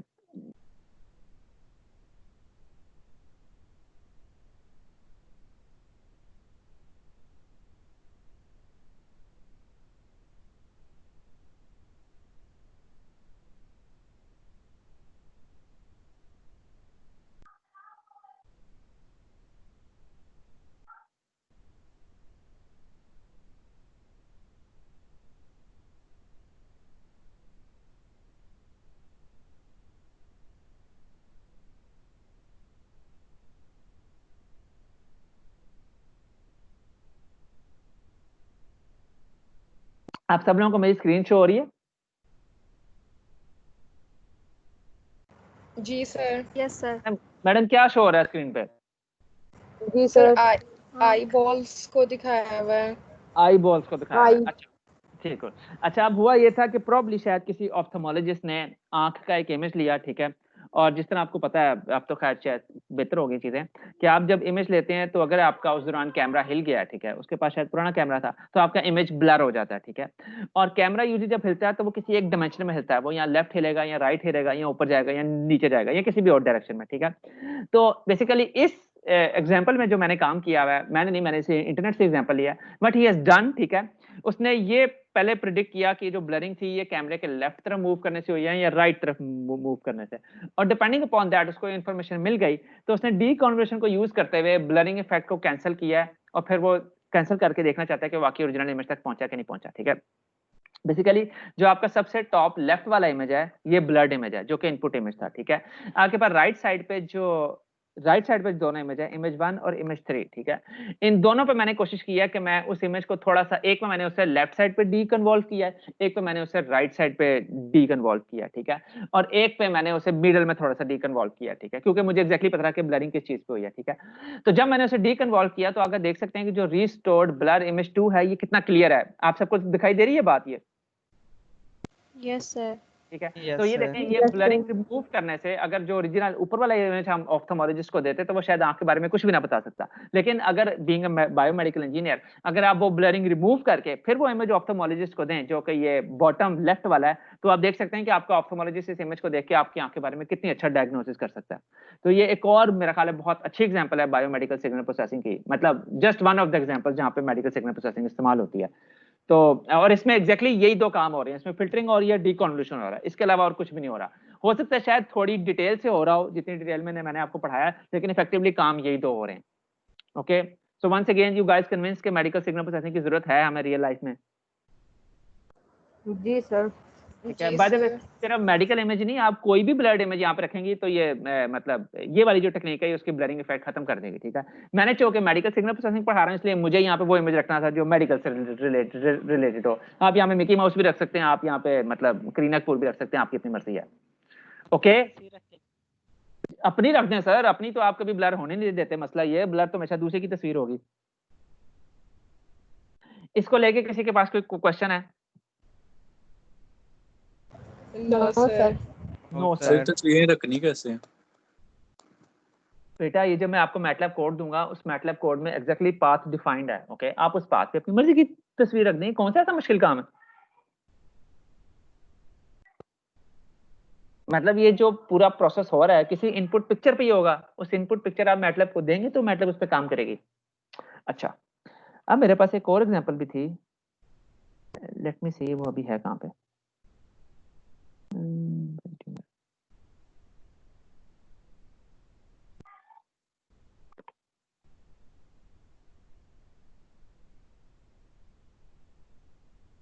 आप लोगों का कीमती वक्त वेस्ट तो नहीं हो रहा?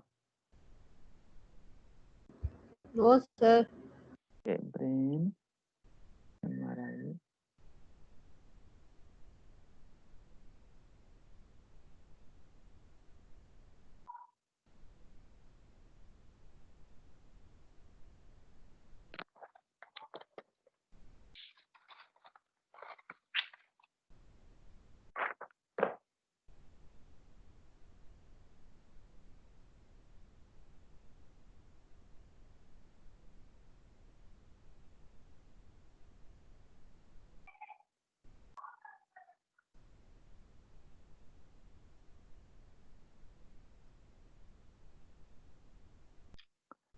ओके गाइस, सो ये मुझे एग्जांपल मिल गई है, ठीक है। लेट मी शेयर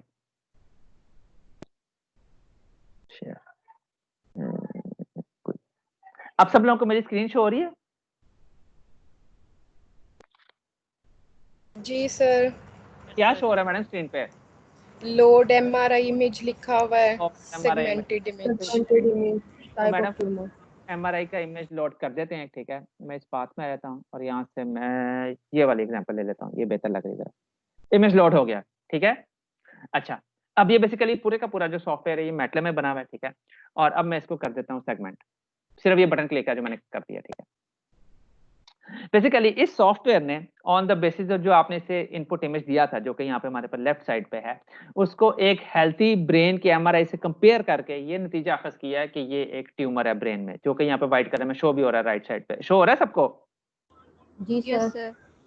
और फिर इस सॉफ्टवेयर ने ये भी बताया कि ट्यूमर की टाइप कौन सी है, ये बिनाइन है या मैलिग्नेंट है। तो इस केस में उसने कहा था कि ये बिनाइन है, ठीक है। और उसके बाद सिर्फ नीचे कुछ एक्यूरेसी के पैरामीटर्स हैं जो कि उसने कैलकुलेट किए हैं कि जो मेरा रिजल्ट है ये कितने परसेंट एक्यूरेट है। अगर तो ये 70-80% एक्यूरेट है तो इसका मतलब है कि ये उसने ट्यूमर ठीक आइडेंटिफाई किया। ओके, तो यूजुअली जो ये सारे के सारा different parameters on the basis of this हमारे जो रिजल्ट्स हैं वो 70% ज्यादा एक्यूरेट। मेरा आपसे क्वेश्चन ये है कि अगर बीइंग अ बायोमेडिकल इंजीनियर आपने ये मैटलैब का कोड बना के एक डॉक्टर को दे दिया है, तो फिर क्या उस हॉस्पिटल को किसी न्यूरोलॉजिस्ट की जरूरत पड़ेगी कि वो ब्रेन ट्यूमर को आइडेंटिफाई करे? क्या उसकी जरूरत रहती है वहां पे? No sir. नहीं, आपका सॉफ्टवेयर ये सारा कुछ कर रहा है और ये सारा कुछ आप जैसे इंजीनियर से ही बनाया हुआ है जो मार्केट में मौजूद है। ओके, हम एक और एग्जांपल भी ले लेते हैं, ठीक है। इस दफा कोशिश करते हैं कि मैलिग्नेंट ट्यूमर लें। ये वाला, ओके। मैंने लेफ्ट साइड पे इमेज चेंज कर दिया, चेंज हो गया सबके सामने?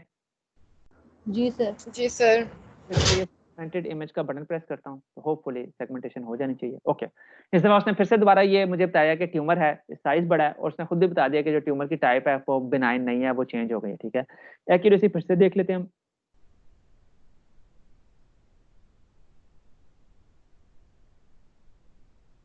ओके, येट अगेन जो मेरे पास एक्यूरेसी है वो 70-80% के आसपास है, तो मेरा ख्याल है कि मेरे जो रिजल्ट हैं वो काबिल एतबार हैं, ठीक है। ये एक और एग्जांपल है। जी जी पूछें। जी ओके, अच्छा। बेसिकली ये जो है ये ब्रेन एमआरआई मतलब ट्यूमर का वो सॉफ्टवेयर है, मैंने इसे इंटरनेट से किया डाउनलोड, मैंने इसमें कोई चीज चेंज नहीं की, ठीक है। मतलब जो इसका ओरिजिनल ऑथर है उसी को पूरा मिलना चाहिए credit. I just wanted to show you के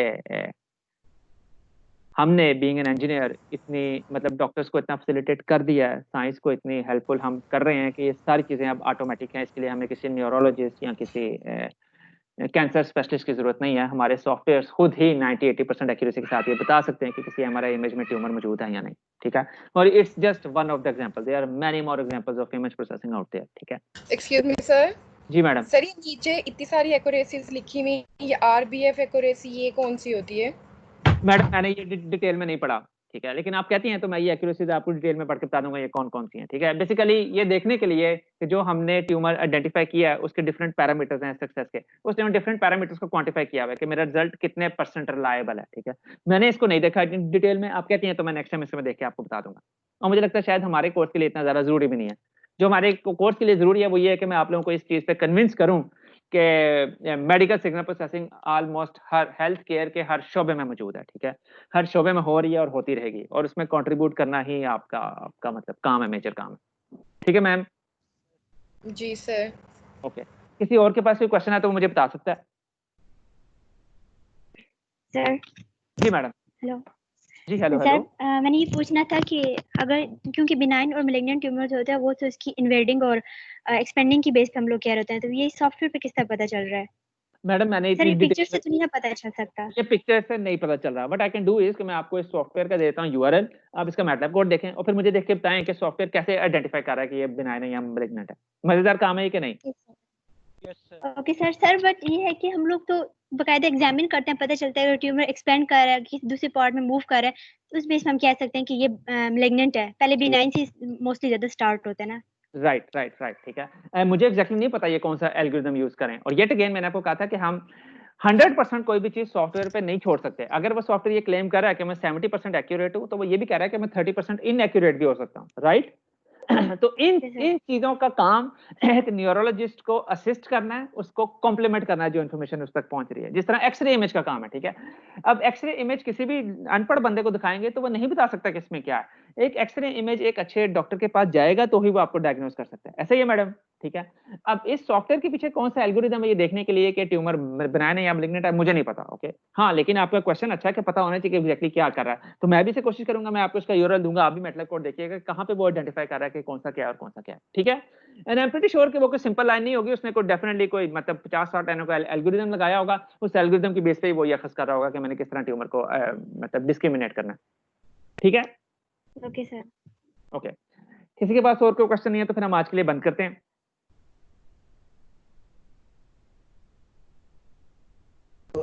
नो सर।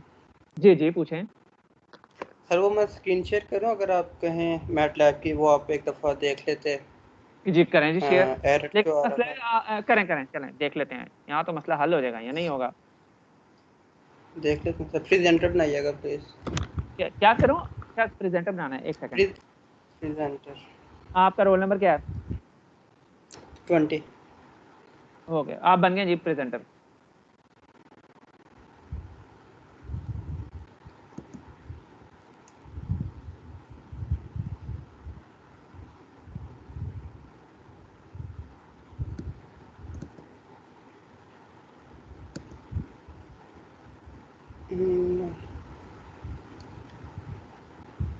सर ये क्या शो हुआ आपको? Google screen? अभी कुछ नहीं शो हुआ। अभी कुछ नहीं हुआ। अब आ गया, हाँ बिल्कुल, आपने ये मैटलैब सेंट्रल खोला हुआ है, बिल्कुल अपनी नहीं मैटलैब। नहीं सर, मैंने मैटलैब खोला हुआ। मेरे पास मैटलैब शो नहीं हुई अभी तक, फिर थोड़ा सा वेट करें।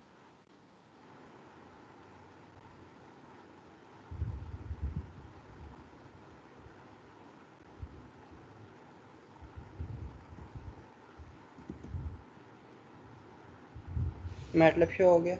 नहीं,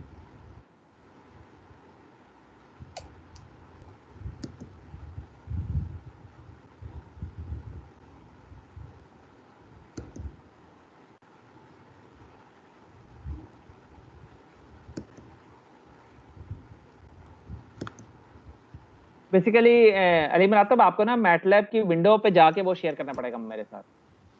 सर देखिएगा। हाँ अब आ गया, ओके। अच्छा, अब ये जो नीचे वाला है ना जो कमांड विंडो, इसको जरा सा बड़ा करें, मतलब थोड़ा सा ऊपर स्क्रॉल करें, हाँ इसको बिल्कुल ऊपर करें।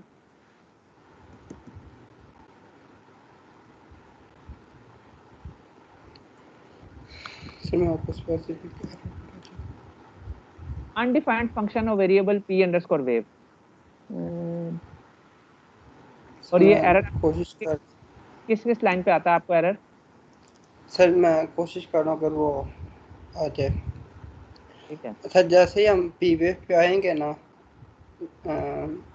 सर यहाँ से जैसे ही हमने ये मतलब अपना प्रॉपर कोड खत्म किया और हम लाइन 126 पे आ गए जहाँ से सभी वेव्स की हमने आउटपुट लेनी है। Agree agree agree.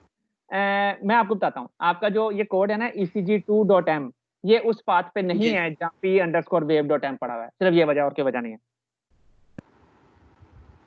सर मतलब यहाँ पे लिखें PWD। कहाँ पे? ECG आपका जो पाथ है ना अभी e/mat फॉर्मेट, ठीक है, इसको जरा खोलें, इस फोल्डर तक आए, ई में जाएं। एक मिनट, फोल्डर ई में, ई ठीक है, ई ड्राइव। Okay sir. हाँ इस पाथ में, ये जो पाथ मैंने पढ़ा बिल्कुल अभी, जहाँ ECG2.m पढ़ा हुआ है।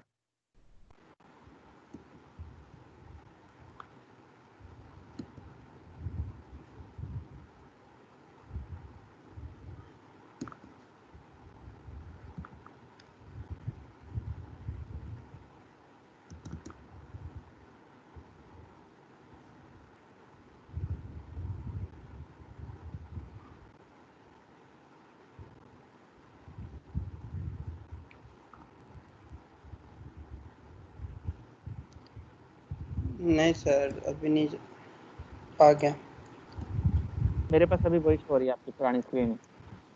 हाँ ई यहाँ पे नीचे स्क्रॉल कर, मैट अंडरस्कोर फॉर्मेट, उस फोल्डर के अंदर आ जाएं। हाँ ये जो बिल्कुल सीजन 5 से ऊपर है, बिल्कुल क्लिक कर दें इसको।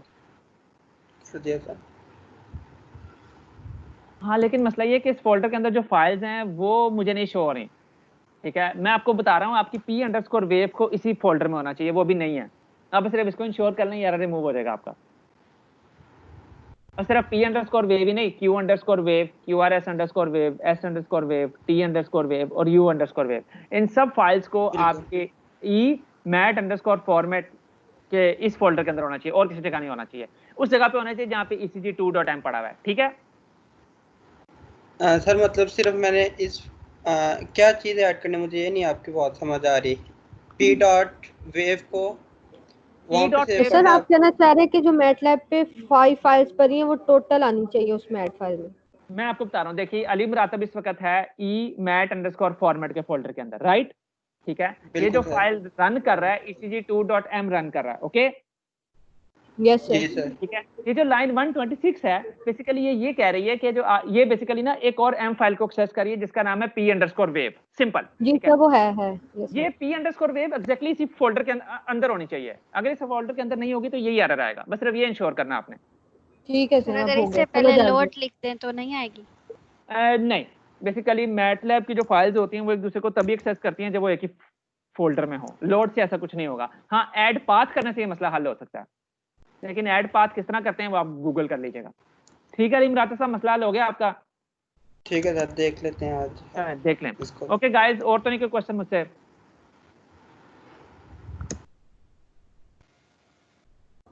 No sir. चलें फिर, अपना ख्याल रखें, हैव अ नाइस वीकेंड, और प्लीज इस ग्रुप को छोड़ जाइएगा क्योंकि जब तक एक भी बंदा इस ग्रुप में रहता है वो रिकॉर्डिंग मुझ तक एक्सेस नहीं होती उसकी, ओके। अच्छा एक और चीज, जो शुरू की 2-3 रिकॉर्डिंग्स है मुझे लगता है कि वो मुझसे दाएं बाएं हो गई हैं।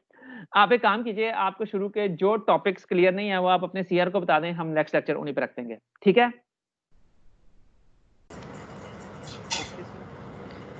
Excuse me sir. जी मैडम। सर क्या कहते हैं, कुछ बच्चे बता रहे हैं इधर KSK केमिकल डिपार्टमेंट के, उनके टीचर्स ने उनको कहा है कि आपकी यूनिवर्सिटीज रीओपन हो रही हैं ईद के बाद। कोई इस तरह की अभी तक आई है ऑफिशियल नोटिफिकेशन? मैडम मैंने आपको लास्ट टाइम बताया था, जैसे ही कोई ऑफिशियल नोटिफिकेशन आएगा मैं सबसे पहले अहमद खाली के साथ शेयर करूंगा, मैं एक मिनट का भी इंतजार नहीं करूंगा। जी जी। उनके टीचर्स कर रहे हैं ना, और वो इसी के ही हैं, यूनिवर्सिटीज के मेन में भी कह रहे हैं और KSK के भी कह रहे हैं। मैडम कहने को सर तो मैं स्टूडेंट दरअसल चाहते हैं कि इनसाइडर इन्फॉर्मेशन अगर आप हमें प्रोवाइड करते हैं। देखें, एक होती है इनसाइडर, एक इन्फॉर्मेशन, एक होती है अफवाह, ओके ठीक है। गवर्नमेंट ऑफ पंजाब ने ऐसा कोई नोटिफिकेशन शेयर नहीं किया। हाँ यूनिवर्सिटी ने हमें ऑफिस जरूर बुला लिया है, तो हम अपने ऑफिस जरूर जा रहे हैं हफ्ते में 4-5 दिन KSK, ठीक है। लेकिन वहाँ पे फिलहाल कोई स्टूडेंट नहीं आ रहा और मुझे नहीं लगता कि अगस्त के एंड तक कोई भी स्टूडेंट वहाँ पे आएगा। ये इनसाइडर न्यूज़ है। बाकी आपको जब भी हमने यूनिवर्सिटी बुलाना है वो हम तभी बुलाएंगे जो हमें गवर्नमेंट ऑफ पंजाब इसकी परमिशन देगी। उसके अलावा हमने जितनी मर्जी अफवाहें उड़ानी है वो उड़ाते रहे, कोई पाबंदी नहीं हो सकती, ठीक है। जी sir. Sir ma'am, yes sir. Ma'am Namra ने कह दिया पेपर्स हैं 17 अगस्त। मैम नम्रा के पेपर्स हैं 17 अगस्त। हाँ ऑनलाइन पेपर, ऑनलाइन पेपर्स हैं। अगर हमने आपको यूनिवर्सिटी बुलाना हो तो हम ऑनलाइन वाली तकलीफ में क्यों पड़े? जी सर। कॉमन सेंस नहीं सर वो इसकी छुट्टियां कब हो रही हैं? बेटा मुझे कुछ आइडिया नहीं, जैसे ही नोटिफिकेशन आएगा, मैंने कहा ना मैं सबसे पहले अहमद खाली के साथ शेयर करूंगा, मैं एक मिनट भी इंतजार नहीं करूंगा। सर बट कोई तो आइडिया होगा 1 वीक है सर कितने वीक इसकी भी इनसाइड इंफॉर्मेशन तो कोई होगी आपके कोई पास? इनसाइड इंफॉर्मेशन नहीं मेरे पास पता। सर गवर्नमेंट की सर तरफ से तो कल या- वफाक या ने तो कम बस से कम 3 छुट्टियों का कहा। तो फिर हमें बेसिकली हम वफाक के अंडर तो आते नहीं, हम तो पंजाब गवर्नमेंट के अंदर आते हैं। तो जब उस्मान बुजदार साहब को नोटिफिकेशन जारी कर देंगे मैं आपके साथ शेयर कर दूंगा। जब तक वो नहीं कर रहे तब तक मैं चुप करके बैठा हुआ हूँ। ठीक है सर बस सर एमटी के सर ने कहा था कि मंडे को लेक्चर्स होंगे, आगे आपको मे भी छुट्टियां हो जाएं। उन्होंने मे बी का वर्ड भी तो यूज किया था। आप उस जुमले पे क्यों नहीं गौर करते? उस जुमले में से वो काम का वर्ड क्यों नहीं पकड़ते? सर हम यकीन कर लेते हैं ना। चलो फिर कर लें। सर सिलेबस का भी बता दें। मैंने सिलेबस मुझे लगता है कि मैंने आज तक जो पढ़ाया ऑलमोस्ट वही, अब मैं कुछ नया नहीं पढ़ाऊंगा। ठीक है, जो आपके सर? पुराने जो मिस हो गए वही मैं आपको मजीद लेक्चर दूंगा। जी यस सर। तो शुरू से सारा सिलेबस ना? शुरू से मैडम, शुरू से बिल्कुल। ओके जी और कोई बच्चा मुझसे पूछना चाहता है तो बात? सर और असाइनमेंट जो आपने दिया उसके अंदर हमने ईसीजी सिग्नल डिफरेंसिंग से उसका ट्रेंड रिमूव करना है या कोई भी दूसरा सिग्नल ले सकते हैं? नहीं मैडम, उसमें आपने और आपने मुझे अच्छी बात याद कराई। एक चीज मिस हो गई आज की स्लाइड में, बस आज के लेक्चर वो आपके साथ शेयर कर लूं तो then we are done for the day.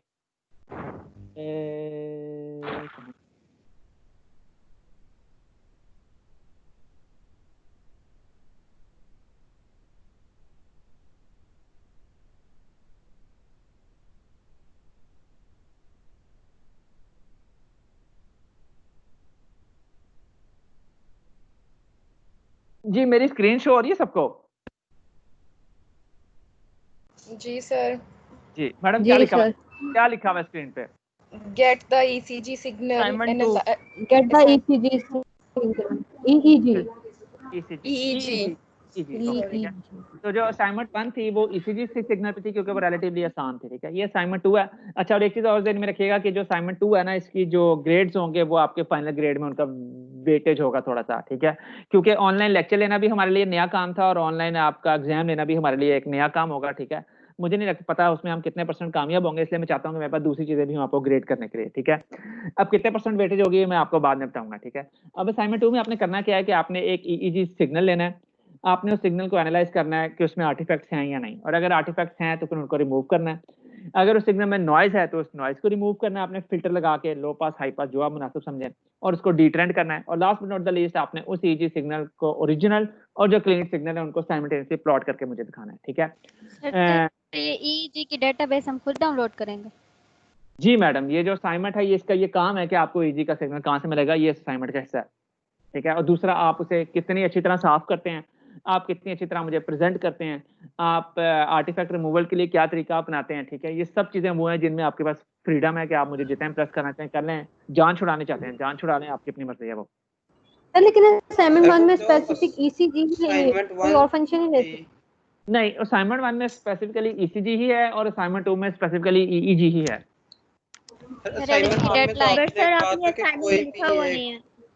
क्या नहीं लिखा मैडम? लिखा है कि नॉइज जनरेट करें, नॉइज वेक्टर जनरेट करना है। हाँ बिल्कुल, असाइनमेंट 1 में तो बिल्कुल आपने सिर्फ डी ट्रेंड ही करना है उसको, उसमें कोई कंडीशन नहीं, कोई भी नहीं। लेकिन असाइनमेंट 2 में आपके पास ये सिग्नल होना चाहिए। ठीक है, चलें आप मुझे कोई भी सिग्नल था ना जिसको हमने डी ट्रेंड करना था, कोई भी ले लें जी। आप तो मुझे ऑलरेडी भेज चुके हैं, बल्कि मैंने अभी चेक नहीं किया, आपने अलीहा ने मुझे भेज दिया, बाकी सबने अभी भेजा। ठीक है, चलें अब मुझे बताएं कि जो असाइनमेंट 2 है ये आपने कब तक मुझे जमा करानी? तो ईद के बाद, ईद के पहले। मुझे टाइम बता दें, कोई डेट बता दें कोई। सर 16 ऑफ अगस्त। इतनी देर से क्यों? सर मार्क्स है इसलिए 10 ऑफ अगस्त करनी। मार्क्स है, गेट तो करने हैं। 6 अगस्त बात खत्म। 6 अगस्त है कि? ठीक है सर। Yes sir. हाँ 6 अगस्त थर्सडे। ओके चलें। सर ईद भी तो आ जाएगी बीच में। मैडम फिर ना करें, मैं अब क्या कहूँ आपको। नहीं, मुझे लगता है 3-4 महीने घर बैठ के आप तंग नहीं आ गए?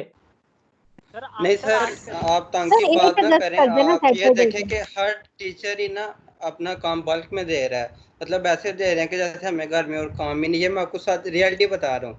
हाँ चलें, मुझे मुराद साहब आप बताएं कि आपकी जिंदगी में अव्वल इंपॉर्टेंस क्या है? मुझे आप मिस्त्रियों का काम करते हैं, कोई मतलब कोई पेंचर लगाने की दुकान है? सर देखिए ना सर, मैं आपको बताता हूँ कि हर चीज को मतलब अब एक टाइम पे लेके चलते हैं ना।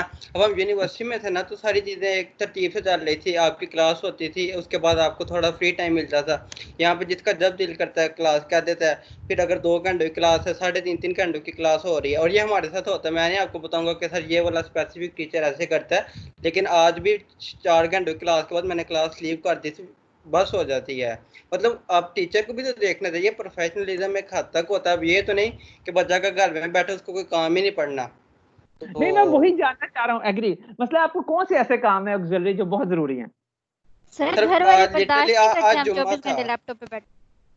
घर वाले सर, बर्दाश्त तो आप मतलब उन्हें बताएं कि आप पढ़े हैं, आप फिल्में लगाएंगे तो वाकई बर्दाश्त नहीं करेंगे। सर ऐसे नहीं होता ना, घर के काम भी होते हैं। सर अब ये हर कोई रियलिटी बेस्ड बातें हैं ना, वो वाकई ये होती हैं कि मतलब घर वालों को कभी कभी कहते हैं जा बेटा है कर ले, उनको 2 दफा वो 1 मिनट क्लास हो रही है, 1 मिनट बस हो, मतलब कोई समटाइम्स काम पड़ जाते हैं। जब आप घर में होते हो तो ऑटोमेटिक किसी ना किसी को कोई कुछ ना कुछ याद आ जाता है। मतलब अब ठीक है, अगर मैं अपने घर वालों को कहता हूँ कि यार मैंने एक अलग कमरे में बैठ के करना है, लेकिन हर स्टूडेंट के अपने अपने मसाइल होते हैं। तो इस चीज को आई थिंक टीचर को भी कंसीडर कर लेते, उनकी मेहरबानी है। अच्छा, बाकी जिस तरह आप लोग के देखें, शुरू के दिनों में हर टीचर ने आपको यश भी कराई है, ऐसा ही है ना? वो बेसिकली जब सेमेस्टर एंड होता है पहले दिन से याद आता है कि हमने स्टार्ट हुआ ना, करना है, किसी ने कोई यश नहीं कराई। चलें, ये तो फिर बड़ी अच्छी बात है कि मेरे डिपार्टमेंट के टीचर बड़े प्रोफेशनल हो गए हैं, बड़े पढ़ाने लगे हैं। वो नहीं सर ये तो मैं कहा थोड़ा सा कम कर दे, प्रोफेशनलिज्म ये बहुत ज्यादा हो गया हमारे साथ। चलें सर जी, मैं टीचर सिर्फ अपनी अवेलेबिलिटी देखते हैं, वो स्टूडेंट्स को नहीं देखते कि वो भी उस टाइम अवेलेबल हो सकते हैं या नहीं। वो बस ऑर्डर दे देते हैं कि इस टाइम आप आ जाएं। मैडम आपका नाम क्या है? हेलो, ये जो अभी मोहतरमा बोली है, इनका क्या नाम है? सर नूरुलैन। नूरुलैन साहबा, नूरुलैन साहबा, मैं मतलब आप मुझे अपनी अपॉइंटमेंट दे दिया करें, फिर हम किस टाइम आपकी क्लास लें, ठीक है? सर आपकी बात तो मैंने नहीं की, कुछ टीचर्स की बात कर रही हूँ। सर लाइक अगर टीचर्स के नेट इश्यूज होते हैं वो क्लास कैंसिल कर देते हैं, लेकिन वो फिर आगे मेकअप भी रख लेते हैं। अब इसमें हमारा कसूर नहीं है, जब हमारा नेट जाता है हमारी एब्सेंट लगती है फिर। तो फिर टीचर्स की एब्सेंट लगनी चाहिए। सितारा, जब सर आप इंसाफ होना टीचर चाहिए ना ना। खुद, तो आपने बिल्कुल एग्जैक्टली फेयर ट्रीट करना है अपने बच्चों को, ठीक है? सर वो आप तो है, जरा- लेकिन फिर मेकअप ना ना रखे। गलती फिर हमारी तो नहीं है कि हम ले भी लेक्चर, हम उस टाइम बैठे होते हैं उधर ही के लिए लेक्चर लेना है। बेटा पीसी हमें कहती है आपने जो गोल्स बनाए हैं लेक्चर शुरू करने से पहले, वो आपने एंड में अचीव भी किए हैं कि नहीं? उन्हें क्या कहें फिर कि इंटरनेट नहीं आ रहा था? सर पीसी को कहना फिर इंटरनेट की अवेलेबिलिटी कर दें, छोड़ दें सारे काम दूसरे। पीसी बेचारे के भाई इतने पैसे नहीं, वो टीचरों को तनख्वाह दिलाएं, वो इंटरनेट कहाँ से ठीक करेंगे? देखिए, अब आप बड़े हो गए हैं, अब आपने कुछ अरसे में प्रोफेशनल लाइफ में चले जाना है, अब आपको थोड़ा सा रियलिस्टिक होना चाहिए। सर सही कह रहे हैं आप, लेकिन फिर भी बैठे होते हैं आराम से। कहाँ बैठे होते हैं? अरे खुद तो वो ऑफिस में बैठे होते हैं, वहाँ कौन सा उनका नेट जाता है? 24 घंटे उन्हें प्रोवाइड होता है, उन्हें कोई मसला नहीं होता। उन्हें क्या पता स्टूडेंट्स को क्या मुश्किलात है। बिल्कुल सही बात है, बिल्कुल सही बात है। चलें, आप उन्हें लिख दें लेटर, कोई आपको मना नहीं कर रहा है इस बात से, लेकिन लेटर लिखने से कोई मसला हल नहीं होगा। इस मुल्क के मसाइल काफी गंभीर किस्म के हैं, ठीक है? और यही तो बात है। उनका एक ही लेकिन जैसे आपने सीआर को पहले कन्वे कर दिया था कि आज 3 o'clock लेक्चर होगा, लेकिन कुछ टीचर्स ये होते हैं कि जैसे फ्राइडे आता है, मुझे मैं टीचर का नाम तो नहीं दूंगी, लेकिन मुझे मैसेज आ जाता है जी अपनी क्लास को कि आज 3 बजे लेक्चर, वो मुझे 2 बजे मैसेज आ रहा होता है। तो किसी किसी के पास नहीं नेट अवेलेबल होता। ओके, चलें जी, मैं मतलब ये कन्वे कर दूंगा टीचर्स को कि आप प्लीज मेकअप लेक्चर जो है वो क्लास की कंसेंट से लें, ठीक है? बाकी देखते हैं फिर वो क्या करते हैं। Okay, yes sir, thank you sir. चलें, अब मुझे बताएं, ये 6 अगस्त तक रात 12 बजे तक ये असाइनमेंट 2 आ जाएगी, ऐसा ही है? सर 8 अगस्त कर देना, सैटरडे 8 कर दे। मैं कहा जो आपकी खुशी। नहीं बस सर 8 कर देंगे। 8 हो गया, 8 हो गया, 8 हो गया। और फिर मेरी वही जो हमेशा की तरह मैं गुजारिश करता हूँ कि दुनिया बहुत छोटी है, जिंदगी बहुत छोटी है, ओके? तो काम हमेशा दिल से किया करें। हाँ, मतलब गले से मत उतारा करें। मतलब बहुत सारे ऐसे काम हैं जो आप अपने गले से उतारते नहीं। ये जो एक असाइनमेंट है इसको प्लीज मोहब्बत से कीजिएगा, ओके? जिस तरह मोहब्बत जो होती है ना, वो अगर कभी आप में से कोई करे तो उसे आप ना गले से नहीं उतार सकते, वो आपके गले पड़ जाती है, उसे आपको नेक नियति से ही करना पड़ता है, ठीक है? तो प्लीज इसको भी उसी तरह करें। अगर गले से उतारना तो फिर मुझे दे दें, मैं आपकी असाइनमेंट बना दूंगा, मैं ज्यादा अच्छी बेहतर बना दूंगा, ठीक है? Okay sir. तो गले से उतारने का मतलब है कि मुझसे अभी 8 की तारीख ले ली है और 7 तक कोई काम नहीं किया, और 7 की रात को एकदम याद आया, ओहो सर ने असाइनमेंट दी थी। अब 3-4 क्लास वालों से पकड़े, कोड पकड़ा, वेरिएबल के नाम चेंज किया, असाइनमेंट पर रोल नंबर चेंज किया, मुझे सबमिट करती, ठीक है? तो please don't okay sir sir इसमें आपसे एक और चीज़ पूछनी है कि जो हमारी फर्स्ट असाइनमेंट थी उसमें तो आपने स्पेसिफिकली कहा था कि आपने डिटरेंट डिफरेंसिंग मेथड से करना है। इसमें हम डिटरेंट एक सिंपल कमांड से भी कर सकते हैं, उससे कर लें? कर दें, मुझे सिर्फ एंड में सोल्यूशन चाहिए। ठीक हो गया सर। और सर आपने जो फर्स्ट असाइनमेंट दी थी उसमें आपने स्पेसिफाई नहीं किया था कि ईसीजी का ही सिग्नल लेना है, तो हम ईसीजी का सिग्नल लेके करें या फिर कोई भी सिग्नल ले सकते हैं? आप पहली असाइनमेंट के लिए कोई भी सिग्नल ले लें, दूसरी असाइनमेंट के लिए आपने ईईजी सिग्नल ही लेना है। जी सर ठीक है। ठीक है बेटा, खत्म हो गया आज का काम फिर सारा। चलें, okay then, see you later, bye bye.